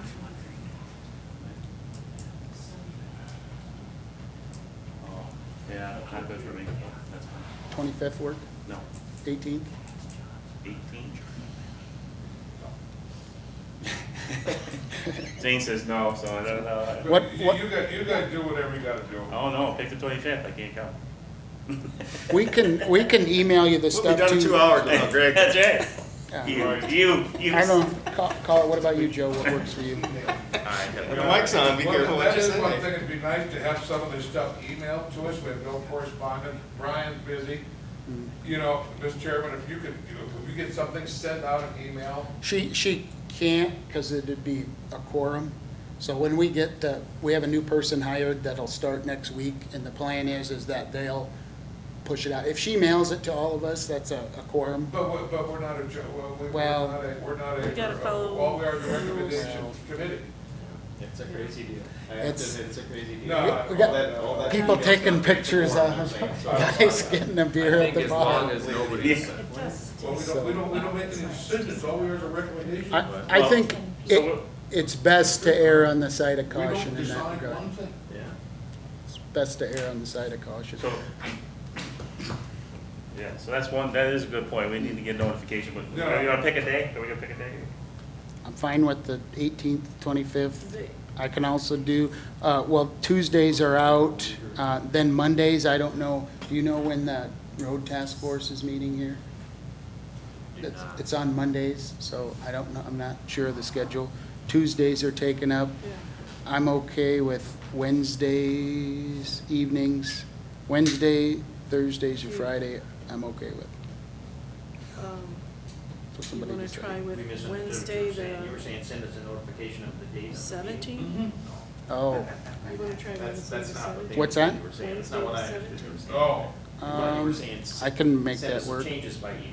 oh, no, Which we no. can't do because they're. Because you can send the date of an email. Yes, that is the date of the meeting. That's. Email me the date of the meeting. Yeah, that's all we That's- want. that's not what we Pick it. understood. You- We were you're in listening charge, to pick the it. other side Yeah, of the that's saying. a problem. All right, how about Wednesday, the 17th, folks? Wednesday, the 17th, you wanna go at 6:30? Does that work for people?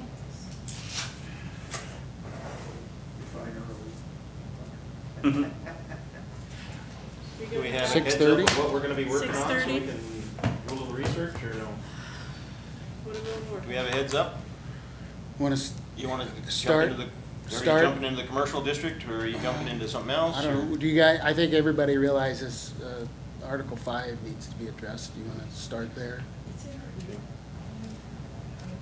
I mean, I can come up with 100 of them, so. Throw a dart, pick one. well, Or do we want to do I something know that else? needs to be addressed. Ryan at one time mentioned, and I agree, that we should probably look at things that are gonna get us in trouble first, as far as clarity, any ambiguities in here.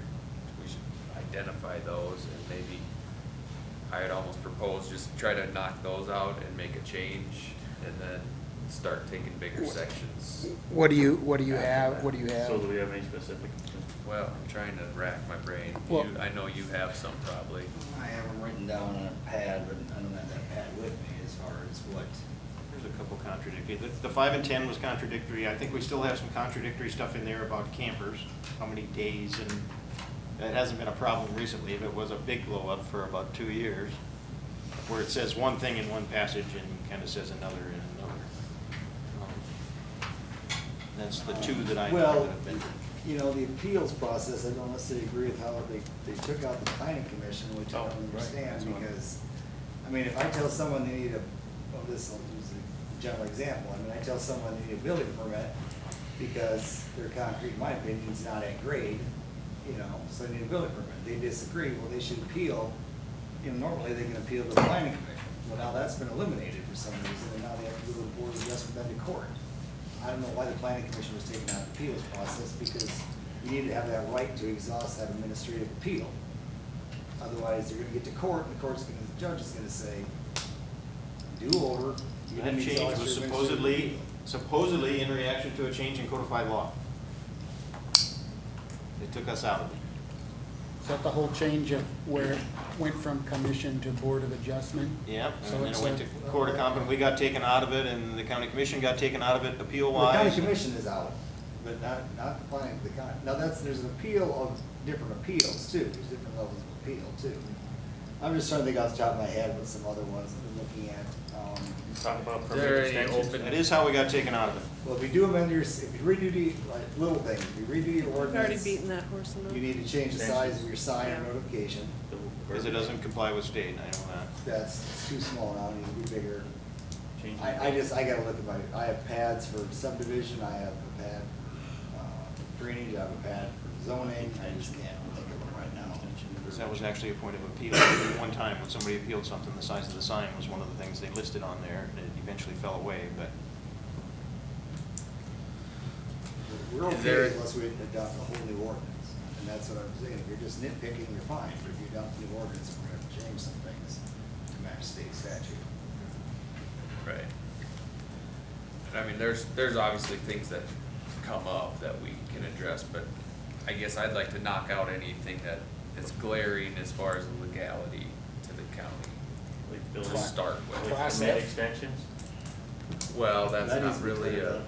Well, that should be addressed, but that's not a, I think Class F, if you're looking at the lawsuit number, that's the most glaring thing that's out there. right, but there's things that I know you've brought either to us or to me or whatever on how to handle, and it's procedural things that are not, I just can't think of anything off the top of my head. Well, something. One of them is like the plat, our plats have 3 different, That's in the That's subdivision subdivision ordinance. ordinance, Right. that's not in this thing. That needs to be cleaned up for sure, but that's in the subdivision ordinance, I just can't, So I'm can we, sorry, I just. can we just plan on, just put ordinance update and we'll maybe Well, get the some other thing, I mean, communication before the meeting? Do your homework and. The foundation of bring back any some ordinance is your recommendations. definitions, and I mean, that's, I don't know how much you've dug into those to look at it and say, whether it starts with attached, that's one, but are there others in there that are causing campers? Is that causing an issue? Obviously, pools, there's a change the huge definition of pools and confusion. get rid of all the conditional uses on pools that are above ground and little 3-foot round pools. So here's something I think we need to look at, is like, when we come across this flyover, whatever, the software that finds something, and someone didn't have a permit to build the garage or the swimming pool or whatever, I don't think that we wanna be known like Sioux Falls, by God, it's a $3 million building, you're gonna tear it down. But there's gotta be something that says, if you didn't get your permit and you built this, then how do you resolve it? And in South Carolina, that I referenced, because I used to build there, it would be like a percentage of the tax assessed value of that structure was now your penalty. Because there's gotta be some penalty, because if it's $100, it's like, yeah, whatever. People pay Here's all my the time. $100. Big deal. But if you build a $1 million confined animal, CAFO, and you didn't actually have the permit or whatever, and then when it gets found or something, there's gotta be a cost that says, okay, are we gonna tell this guy it's gotta be tore down? and we're looking at the fee structure for building permits and whatever, and in that fee structure is, Penalties. the, Fines or whatever. how's it worded? Penalties. There's, well, right now. Building without, Right. Right So now, there's it's gotta be $100 like- fine plus the building permit. So for fee. instance, my building right out there by the airport is, 48 by 24, something like that, right? So I have an assessed value that's assessed at like $55,000. So the penalty should be like some percentage of what the tax assessed value, because that's a formula. It's applied equally to everybody, whatever, right, this is. And then a percentage of this is, okay, you have 2 choices. Here's your penalty, or you get rid of the building, whatever. you know. I agree with you. My point is we're addressing it in the fee schedule, and I don't know that it's in. Because you're gonna have more of these swimming pools than they get found, so does the guy pay $100 and we don't care where the setback was or whatever, right? There's gotta be some cost. Because like you drive into the county, it says Yankton County has zoning. Or maybe I'm going to Turner County, somewhere there's a sign that says. Well, I think in Yankton County, a lot of that, like that swimming pool thing, I think a lot of people didn't think you didn't need them there, just a temporary, they're not, don't have a foundation or something like that. I'm not really sure they should need a building permit. But, that's a deal where, because of the definition, is the reason they do. Well, at our next working meeting, I guess I'll propose that we have this discussion. Yeah, that's why I bring that up, is because there's gotta be, Discuss the zoning when you get to this, then what? Right, we set some direction, we figure out what we wanna do, we pick some things, and we talk about pools, some of these easy things. We can ask the other county commissioners what direction they want to head to, so. Find out which beach nest we want to kick I first. don't know why we're worried about. Madam Chairman, I move that we adjourn this meeting. Second. All those in favor? Aye. Could have died for lack of. What about public comment? Oh, is there anyone signed up for public comment? No. Okay, all right. Thank you. Save it for next meeting.